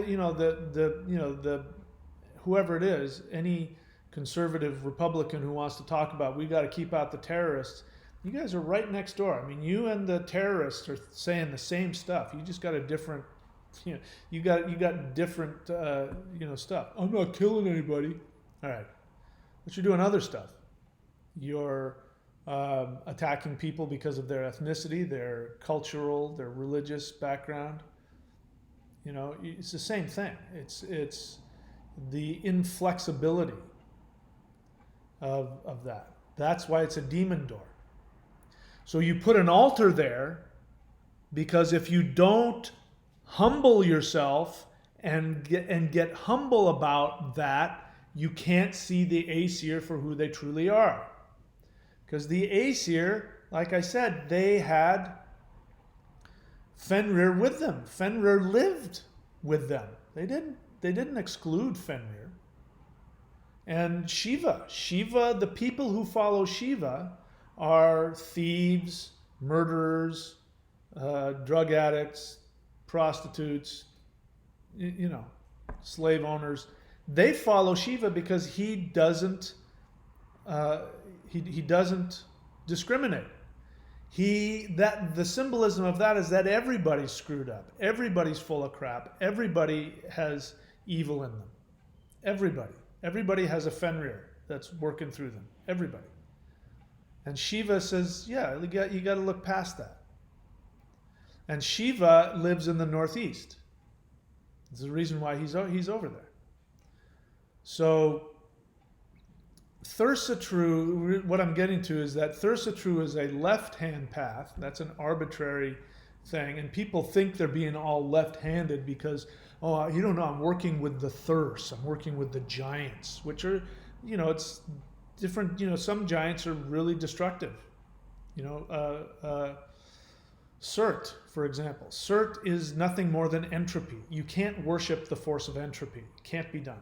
He doesn't even have awareness. He's just a force. So I get where they're going. They want to say, hey, I'm not into all of that, right-hand stuff, and I'm not into, exclusionism and, racism, and so I'm going to worship the other one. I can guarantee you people who follow Thursatru are people who didn't get loved by their mom and their dad. It's a way of rebelling. It's kind of similar to Satanism. Satanism, the truth is that Satanists are not Satanists. Satanists do not worship an evil Lord who thinks that you should kill and destroy. Satanists are people who are just rebelling against monotheism. In fact, I think the majority of them are atheists. But you can't have a Satan if you don't have a God. You can't have a Satan without a Jesus. So by calling yourself a Satanist, what you're really saying is that Jehovah really is God. I just don't like him. So I'm going to rebel against him. It's a childish way of trying to get, attention. Don't get me wrong. I really like a lot of the things that, that some of the Satanist groups do, like trying to, get equal rights for everybody and all that. But that's really what it is. It's a mask that they wear to evoke a response. Thursatru is in that same thing. You've got people who, I'm willing to bet, have grown up in dysfunctional homes. They didn't get enough love. They suffer from, they don't like themselves. They suffer from shame. They don't like, what monotheism has done. They don't like what conservatives do. They probably don't like what conservative Asatru people think and do. And so they're going to rebel by being Thursatru. But the whole idea that there is, the original polytheist tradition of our ancestors, there wasn't any, you might have had a specific god that you worshipped. You might have worshipped Freya or Odin or whomever you worshipped, but they were all part of the same thing. This idea of Thursatru and Asatru and right hand and left hand path, this is coming from a misunderstanding of the shamanic whole of everything. This universe is a whole. I'll attack one other thing. If you've done any research, you'll find a lot of people, including academics, will try and tell you that the worship of the Aesir, the reason why there's this Aesir-Vanir war is because originally there were these earth worshipping matriarchal people who were not Indo-European, and they lived all over Europe. And then somewhere around 7,000 years ago, these horse warrior Indo-European farmers showed up out of nowhere and just launched over the whole, northern hemisphere and wiped out all of the indigenous earth-centered blah, blah, blah. And so they'll tell you that the Vanir are the elder gods, because that's what it says in the myths. The elder gods, those were the original earth matriarchal gods. And then there was this patriarchal Aesir worshipping guys who came in. And so what you see in that myth is the ancient battle between, that's all bullshit. And you can know that it's bullshit by doing one very simple thing, which is go read the Vedas. The Vedas, it's really clear. The Aesir and the Vanir, they're not called that. They're called the Devis and the Asuras. It's the same thing. It's the same tradition. It means that there's always been an understanding that there is the vibration of the celestial gods, which represents, the higher awareness. And then there's the vibration of the terrestrial gods, which represents earth magic and very necessary spiritual things like earth magic and fertility magic and the worship and the fertility of the earth and all of that. There wasn't this split of good and bad and right and wrong and all that. So you use the word Gnostic. Gnosticism and indigenous spiritual European practices do not go together. What? I thought Gnosticism was the original. No, Gnosticism is and go watch it if you guys know how to search my channel. Search my channel for the video I talk about Gnosticism. Gnosticism is a victim mentality religion that came out of the Roman world. And when the Romans were were controlling all of these other peoples and enslaving peoples and all of that, you had a bunch of people who lived in an empire who didn't have freedom and the grind of having to live in an empire and all that stuff.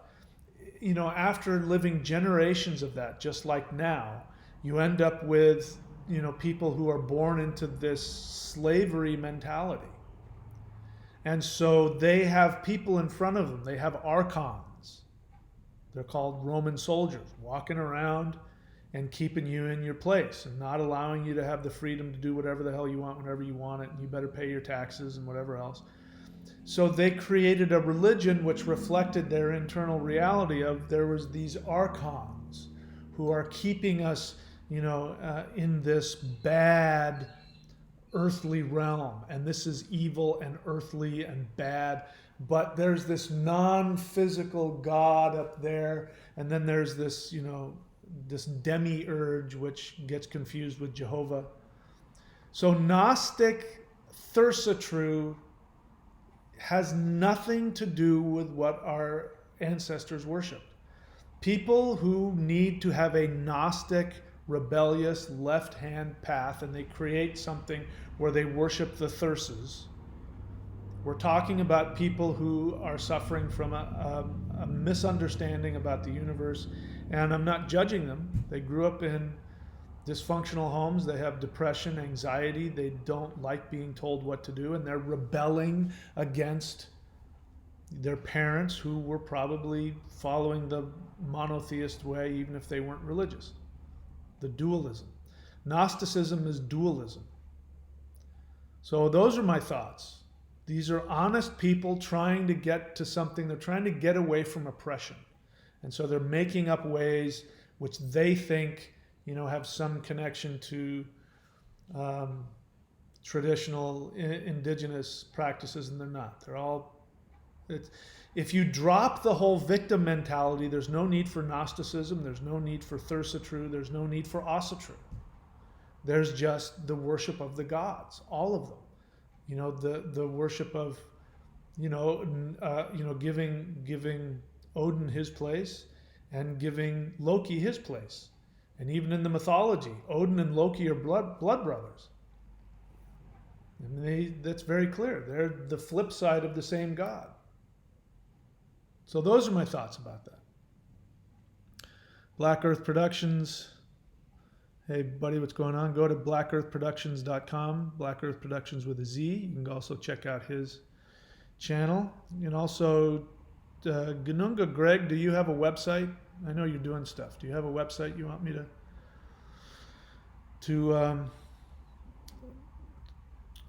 pitch? And then we've got vincent.thunderwizard.com also. He does Vedic readings, so go to him. He's up there as well. And he's been, Vincent has been certified by me to do my kind of Vedic astrology. Gregory Smith, question, what is your thoughts on Mayan dream spell? So I don't know anything about it. Again, your best bet is to ask me questions about things I teach. I don't talk about things I don't know anything about. It's also bad to ask me about other people's stuff because I might talk out of my ignorance and say something negative when I don't know what's going on. So don't disrespect them by asking me. And don't disrespect me by asking about somebody else's tradition. Let's see. So Patrick Dugan, this is not a discussion. This is a question and answer. You disagree with me? I totally accept that. Go on your own channel, make your own videos about how I'm wrong. The best case scenario is I ignore you. Worst case scenario is I'm going to come after you. If you want me to come after you, then feel free to tout your opinion and try and get into an argument with me. But I'm just going to walk away with a judgment about you. You've got a victim mentality. You believe that you want to tell me what Gnosticism means. I know what it says it means. I'm telling you what they unconsciously don't know about it.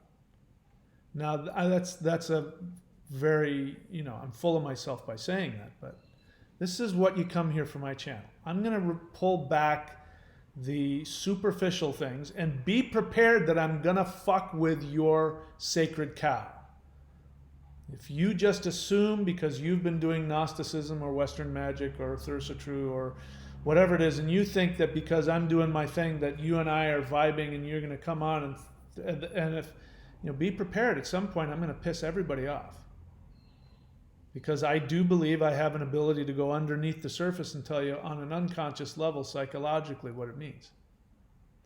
So now I'm going to walk away from you, first off, you're wrong about Satanism not being atheistic. There's a lot of atheists who are Satanists. You're making a general statement which isn't true about all of them. I know that for a fact. Doesn't mean that all of them are. The Gnostic demiurge concept says the right-hand path gods are cosmic tyrants. Okay, all right. So I don't disagree with that a whole lot. And Black Earth Productions has his opinion. He kind of agrees with me as well. All right, so you agree. All right. That's why it's safe, because now, see, I didn't catch what you were saying. I just assume you're going to want to argue with me about something. It's always best to know that I got a hair trigger and just ask an honest question. It's the best way to get the best response out of me, because sometimes I go off on people when they don't deserve it. Like in that case, you were kind of agreeing with me, so I went off on you. My apologies for that. The wards you put up around you are impressive. What the fuck does that mean? I don't know what that means. It sounds like a passive-aggressive judgment. Maybe I'm wrong. It sounds like a passive... I could be wrong. I'll have to see. Yeah, come on, man. You got something to say, say it. Don't be a passive-aggressive idiot. The wards you put up around you are impressive. Patrick Dugan, I've been a consumer of your workings for Liz. Okay, thank you very much. Ganunga Greg. My YouTube music channel. Okay, so ASMR Intent. So he's got a YouTube channel. I strongly recommend you check it out. ASMR Intent. Go check it out. All right, there you go. Yeah, you guys are right. I caught myself. Like I said, I got a hair trigger. Rian C. I purchased the lockdown package after the last video. I'm not sure if you're aware of it. I am. I sent you the link. As I say on the page, make sure that you check your spam folder. So, did you check your spam folder? Check your spam folder. If you still didn't get it, send me an email and I'll send it to you. Black Earth Productions question. In context to the Nectar of Immortality, could you agree that this is potentially attainable here at the spearhead? How would you say this is achieved in the light of the magic of the mythos? Well, I only know the one way that I get it. I get it through the energy practices that I do. So the science behind that is that the Nectar of Immortality releases DMT. Everything that people say about DMT is true, except that if you take it externally, it doesn't work. If you take it externally, it actually has the opposite effect. Because in order for the Nectar of Immortality to do its job, it must be released from within the brain, and you must be able to learn how to, I can do it instantly. There are certain things. The Hool breath. If you guys don't know, if you're new to the channel, go to the Hool breath. Just look for it anywhere, you'll find it. If you want one thing that'll do it, do the Hool breath. If you're addicted to weed, let's say, if you're addicted to weed, which is people who smoke weed, what they want is they want DMT. If you do entheogens thinking it's going to get you somewhere shamanically, you're looking for DMT. It mimics what true DMT production does. It mimics the effects. In other words, you take ayahuasca, you get your aura cracked open, and let's just assume you have a good trip and you did it right and you're protected, and et cetera, et cetera. Your aura gets literally cracked open. And then you're going to have an experience with your unconscious, or if you're really lucky, you'll have an experience with a spirit or a deity. And that's going to be because of the DMT you've just ingested externally. And or it stimulates the pituitary to fully release all the DMT that it has. And what ends up happening is then you end up depleted. Because the two things that happens is if, and this is true with any drug, whether it's cocaine or anything else that releases some positive chemical in the brain goes, oh, holy crap. We've now got far more than we need. Let's shut off production, and the pituitary shuts it down. So if you ingest DMT, or if you ingest a chemical that forces your brain to release tons of DMT, then the brain goes, oh, hey, everybody, we've got far more than we're supposed to have. Shut it down. This is why when you smoke weed, I just got this from somebody today. What do I do if I wake up in the morning and I'm depressed? Can I just take micro doses of THC? Is that good for me? No, I mean, ultimately no, because yeah, you're going to feel the effects. The THC is going to release the dopamine or whatever else it releases, and you're going to feel a little bit motivated, but you're going to have that much less when you wake up the next day, and then that much less, and then that much less. Same thing with DMT. So the people who do ayahuasca and other stuff, it's like, it's if you were to look at muscles, like big, strong muscles, the reason why, old people don't have muscles is because they lose testosterone and they end up with these really flabby arms and the skin's hanging off and there's no collagen and all that. It's because there's all kinds of stuff that their body's just not producing anymore. It's like that. Your DMT, your spiritual powers gets less and less and less and less every time you use those false pathways, those ineffective pathways. So the Nectar of Immortality, what I'm talking about is not, I don't know what you're talking about.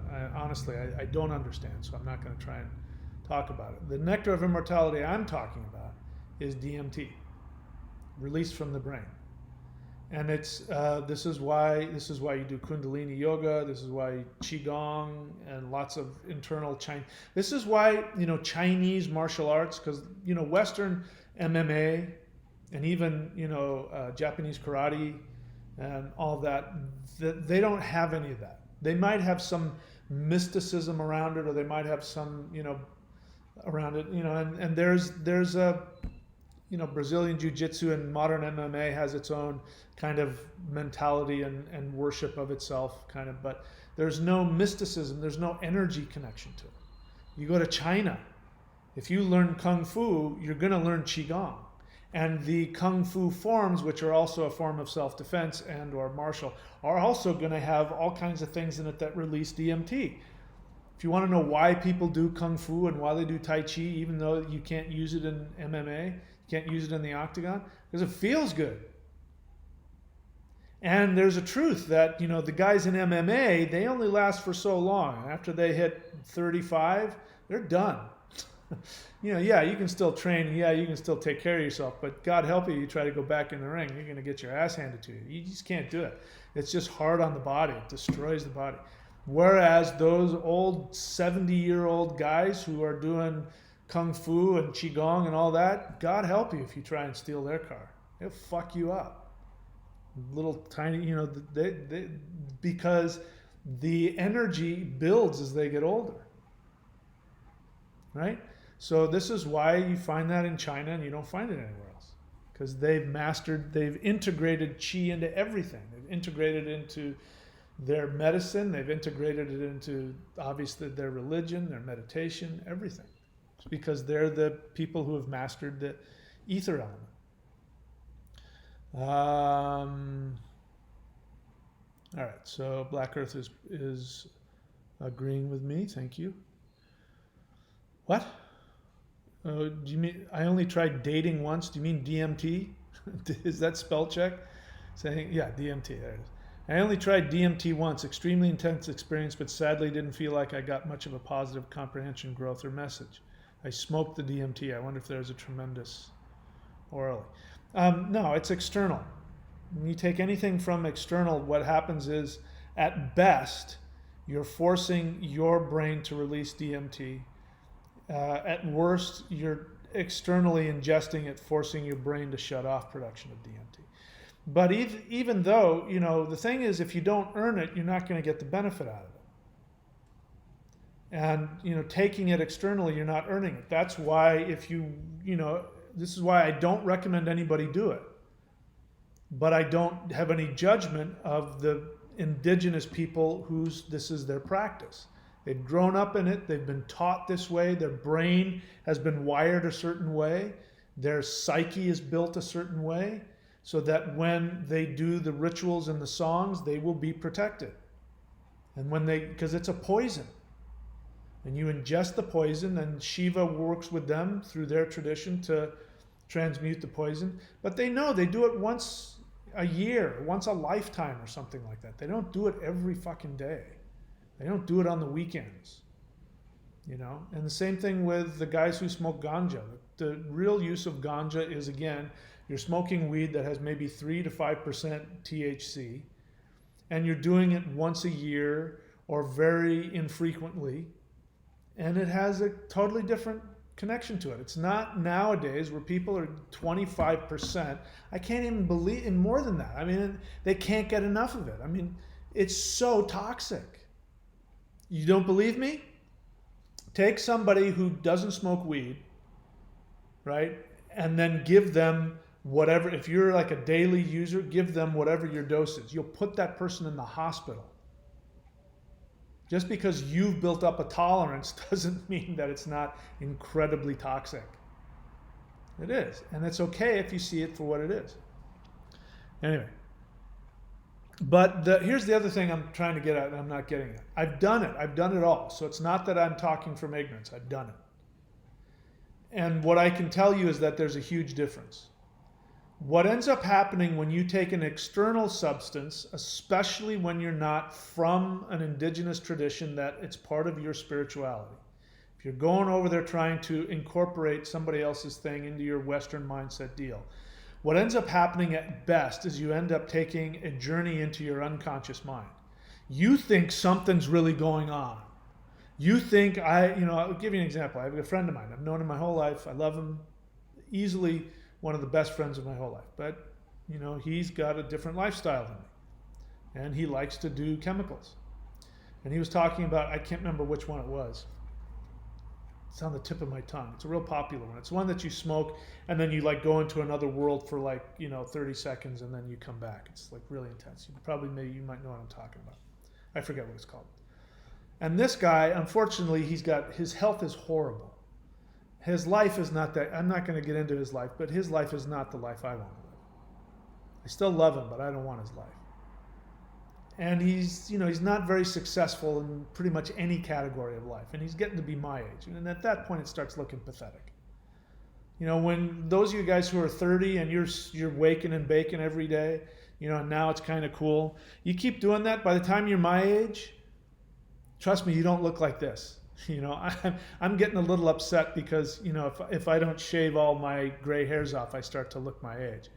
But I can go out there and surf with the young guys and I can go lift with the young guys. But you start living like that, you want to wake and bake and you want to do that for the rest of your life, in another 30 years, it's quite pathetic. It's really sad. And he was talking about this trip and he was talking about this and he was trying to tell me how cool it is and that I should be a part of it. And he says, well, think whatever you want to think, but I smoked the whatever it was, and he says, and it completely changed my life. I don't see the world at all like I used to. And I didn't say anything, but my thought was, and how has that helped you? Did it change your life in the way that it got you up off your ass so that you could get healthy and get a relationship and get more money? No. And that's what ends up happening when you do this stuff in the wrong way for the wrong reasons. You just take a trip in your unconscious mind and you have an experience and you come out of it going, yeah, man, and I went to the other, but you're still living in your mom's basement, right? You're still eating Cheetos and playing video games all day and you can't get your shit together. That's where you're headed. That's where that stuff's going to take you. But if you want to get super stoned, much more stoned than any kind of external chemical can give you, get your hands on one of these very esoteric spiritual practices, and I teach them for free on this channel. If you know where to look and you listen to what I say, like I tell you, the whole breath, if you do that for an hour a day for the rest of your life, you will become something that's not even human anymore.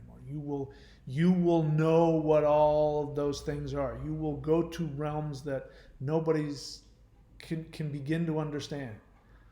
I've got other stuff on my channel that I give away for free. And I tell you, this is one of those exercises, if you do this for the rest of your life, and people don't listen to me. They always want the next thing and something else. But if you really want to know what it's like to get truly high, those are the things that are available. This 90-day challenge is all about that.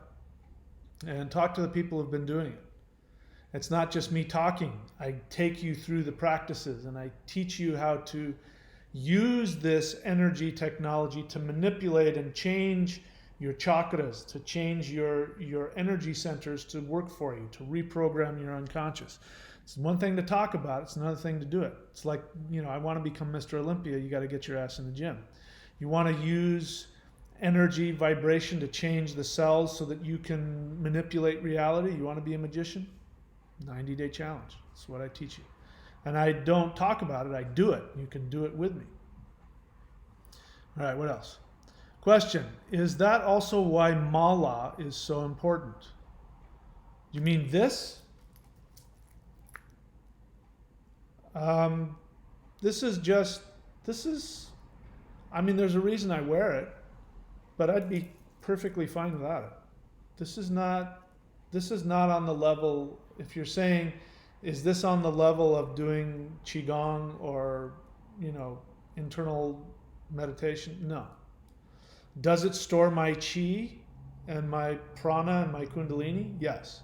Every time that I chant it and I use it to chant, this gets filled with power. And the reason why, by the way, you should never wear your mala like this. I know everybody does. Anybody who wears a mala like this doesn't know what a mala is for. And it's frustrating. But this is supposed to be on, this big bead here is supposed to be on the back of your neck.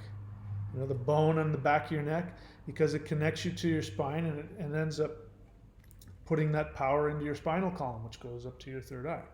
That's why you wear malas. Either that or you wear them around your wrist for the same reason. You've got energy meridians here, and the energy in the mala goes into your nervous system and into your energy body. So yes, this is a tool, but this is nothing. This is like, what's the difference between, taking vitamin C and going to the gym every day? I mean, it's like, what's the difference between, eating a healthy diet and taking vitamin B supplement? This is just a supplement. It really, on the whole scheme of thing, isn't a whole lot, but it can be a very powerful tool. So use it if you choose to. Nope, I'm not going to grow a fat beard. I had my beard. I struggled taking it off, and I took it off because I wanted to see what was underneath, and I was shocked because I could see that my turkey neck had advanced a little bit. So it was hard on my ego, but the overall overwhelming response from everybody is to keep it off, so I'm going to keep it off. Now, somebody already asked me this question. I'm going to respond. It's a good question. Question, do you think microdosing of mushrooms is always an impediment to spiritual development, or can it be useful as long as it's not done for recreation? So, Rune, you have an honest desire to know, but that's not really a question. You're trying to get me to you're giving me your hope, which is what you want to say is, I want to believe that microdosing of mushrooms is useful as long as it's not abused. That's what you want to say. And you want me to co-sign that for you. And I'm not going to do that. I don't have a judgment against microdosing. It's actually an interesting thought. And I know people have done it. But the problem with it is people who do microdosing of mushrooms, the vast majority of them are doing it to overcome, and the whole point of it is to change your mentality. So what is it about your mentality that you need to take a substance in order to fix it? So is it going to give you what you want? I've heard some decent things about it. But the problem is it doesn't solve the problem. So I got a question about this. I don't know if you're the same person or not. Let me just read it because it's the same question. Let me see if I can find it here. Somebody was asking me about microdosing, and they tell us why. So again, if you leave a question on my channel, I assume you're willing for everybody to see it. You leave a comment, I assume you're prepared to have the whole world read it. If not, don't leave one. this person asks me, I have a video, Marijuana in Traditional Shamanism. Go watch that. Because I tell you specifically why, in specific, why THC is toxic and it's not helpful in the long run. So this guy says, oh, there's a couple people taking his side to him. Yeah. Let's see here. Did he? I think he deleted his other one. He did. Oh, he just wants to fight with me now. All right, so he deleted it. But so somebody asked me about microdosing of THC, because in that video, I tell you from a medical perspective, a shamanic medical perspective, specifically traditional Chinese medicine, why THC, the consumption of like smoking weed on a regular basis, especially really high, percentages, like 25% THC, why it messes you up. And I go into details about what it does to the hormonal system and blah, blah, blah. And this is based on shamanism.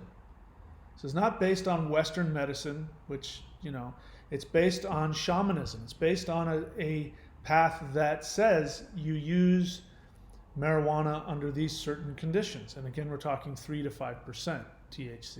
And this is when you use them. These guys said this is what happens when you use it on a regular basis. And so people don't want to hear that. People who think that THC and these kinds of things are helpful.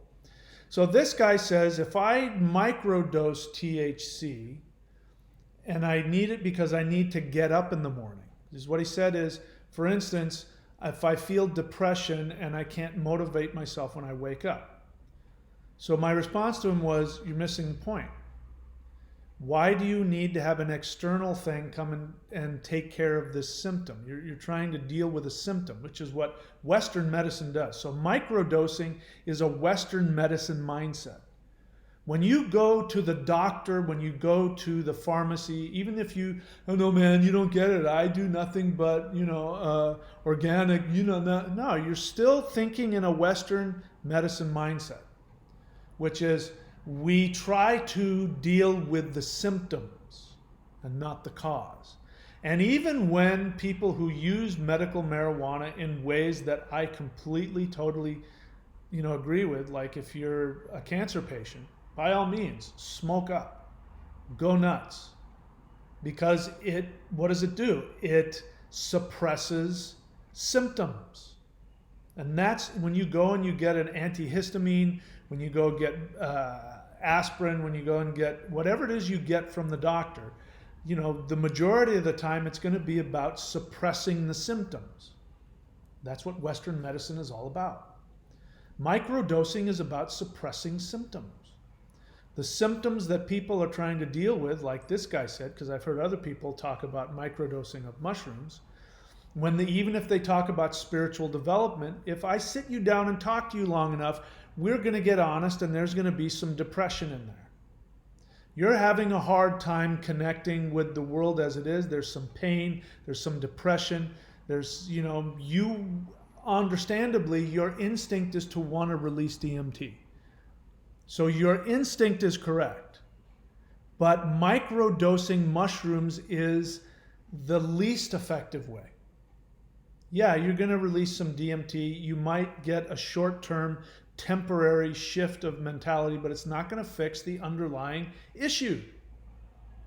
Which is, if you need anything outside of you to give you spiritual development, relieve you of symptoms, make you feel more, some people say, oh, I only smoke weed to help me meditate. If you need something to help you meditate, something's off. If you want to spiritualize it, which is this is why people talk about ingesting entheogens and they link it up with shamanism. It's identical to them, which it wasn't. 30 years ago, the word shamanism did not mean ingesting hallucinogens. Now it does. I understand the desire to spiritualize it. Your desire to spiritualize it means that your instinct is right. You want DMT.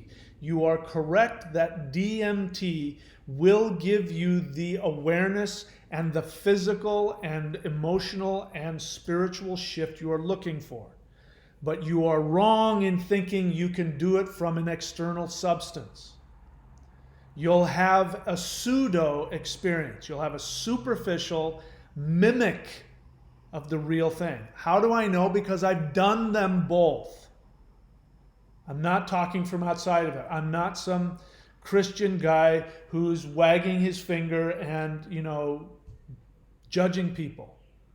And I know when, most of the time when people are talking, I can tell what's going on in your unconscious. You may not want to agree with me. This guy, I'm pretty sure it looks like he deleted his other ones, and then there's like 1, 2, 3, and then he gets in this conversation with other people where I don't get it. And again, listen, here's the best way to get to work with a teacher. If you think a teacher has something of value to offer you, you shut your mouth and you ask a question and you listen to what they say. Even if you think they didn't understand you. If you think they didn't get you and you feel the need to defend yourself, that a traditional teacher will say, there's the door. I don't want you in my, I can't teach you. I know because I've been there. So when this guy says, I'm doing this because I want help with the blah, blah, blah. And then he goes on and says, by the way, if you smoke anything is toxic. What he's saying unconsciously is, I don't smoke THC, therefore it's not toxic. And I responded and I said, so because you don't smoke it then it's not toxic? I said, who are you trying to convince, me or you? He says, where did I say that? I simply said all smoked substances are toxic. I didn't say the opposite was true. I said, again, I say, who are you trying to convince, me or you?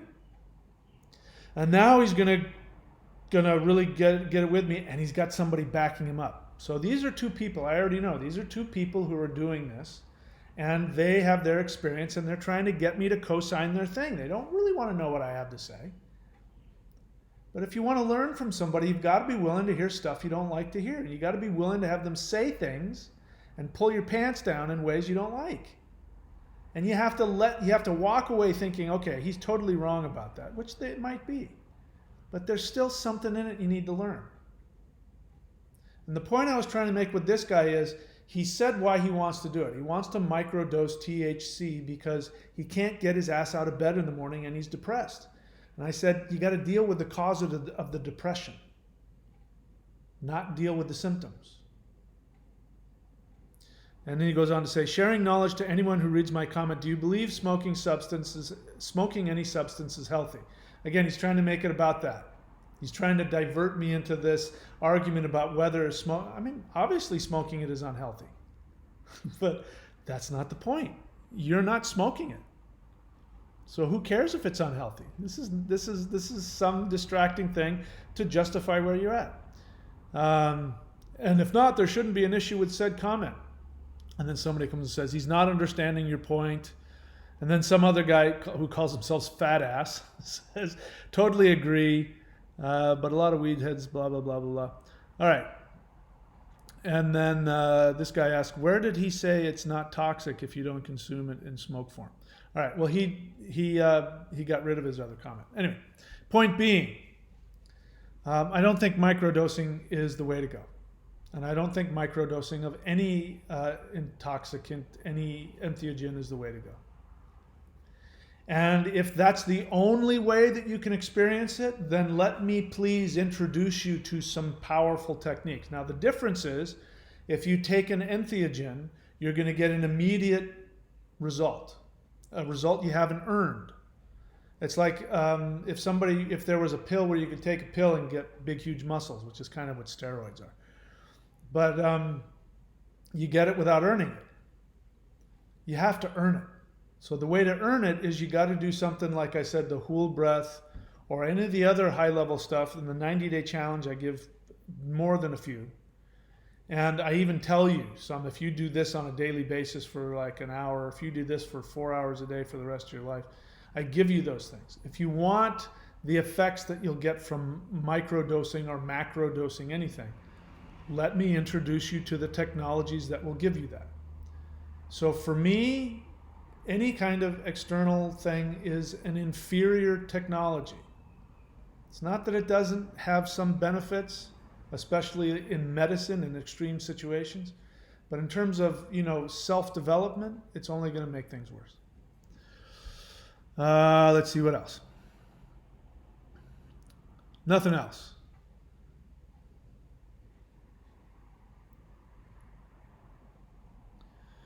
Yeah. This is, do I want to say this? I'm not currently practicing like I used to. I used to practice for hours a day with stuff I can't even teach you guys. But stuff that was incredibly powerful. And the universe isn't going to let me say what I was going to say. So I got to stop it there. All right. 90-day challenge. If you want to have that experience of Odin, I recommend checking out the 90-day challenge. And what I want to do with that, I'm not going to get into what it is. Just go look at it. What I want to do with my subscription channel is this. I want to get to the point where I don't have to have, if you go to courses.thunderwizard.com, you see a bunch of stuff that I sell. And those packages and those video teachings that I sell, which I highly recommend. I have to sell those things in order to pay the bills. So what pays my bills is not this YouTube channel. If I'm lucky, I make $200 a month off of, just having videos on my YouTube channel. What pays my bills is the combination of is basically all of the subscriptions. So the more people that subscribe to my Thunder Wizard channel, the less need I have to sell all these packages. So what I'm going to do is I'm going to take all of these packages and any future packages, like if I do, which I plan to do, like some more, what do you call that? Certifications, more certifications and more teachings and more video teachings. I'm going to keep making those things, and I'm going to go deeper and do more of this 90-day challenge stuff.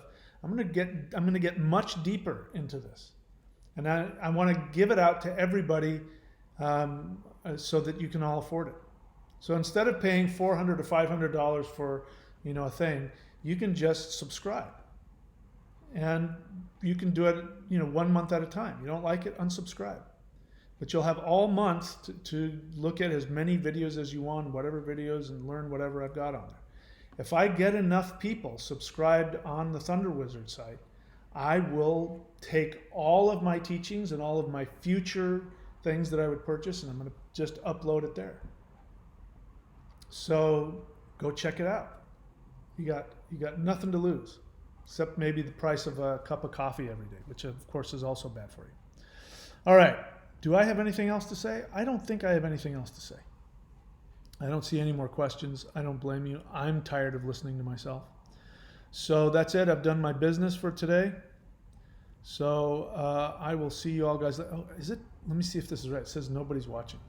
Have I bored everybody now? Everybody's gone? Let me see. I'll have a good laugh at myself if that's the case. And no. Oh, it says 33. Oh, I was looking at the wrong thing. There are 33 people on there. All right, I'm still having a good laugh at myself. You got to laugh at you. Question. You caught me. In context to true shamanism, to Odin being the archetype thereof, can you speak about the wod in terms of intoxication? Does it shoot through your body when you experience this? Well, I can't speak for everybody, and I certainly am not going to speak on everything that has to do with the state of wod. But wod is, I think that the term whoa, that exclamation, whoa, whoa, I think that's wod. I think that's where that term came from. I think wod is just a word that was put from people going, whoa, whoa, whoa. That's what it is. In the Vedic tradition, they use it. They have a term, Wa, W-A, and they'll say it like there's a Wa Shiva, Wa Guru. In fact, there's in Sikhism, there's Wahe Guru. Wahe Guru means wow, Guru, wow. It means the ecstasy of spiritual awareness. So Woden is he who is consumed by his own self-awareness. So I would imagine that it would definitely can be a feeling of it shooting through your whole body. I wouldn't limit it to that, but I definitely would say that I have no problem with somebody having that experience. Anyway, good question. All right, that's it. I'm done. I got to go eat.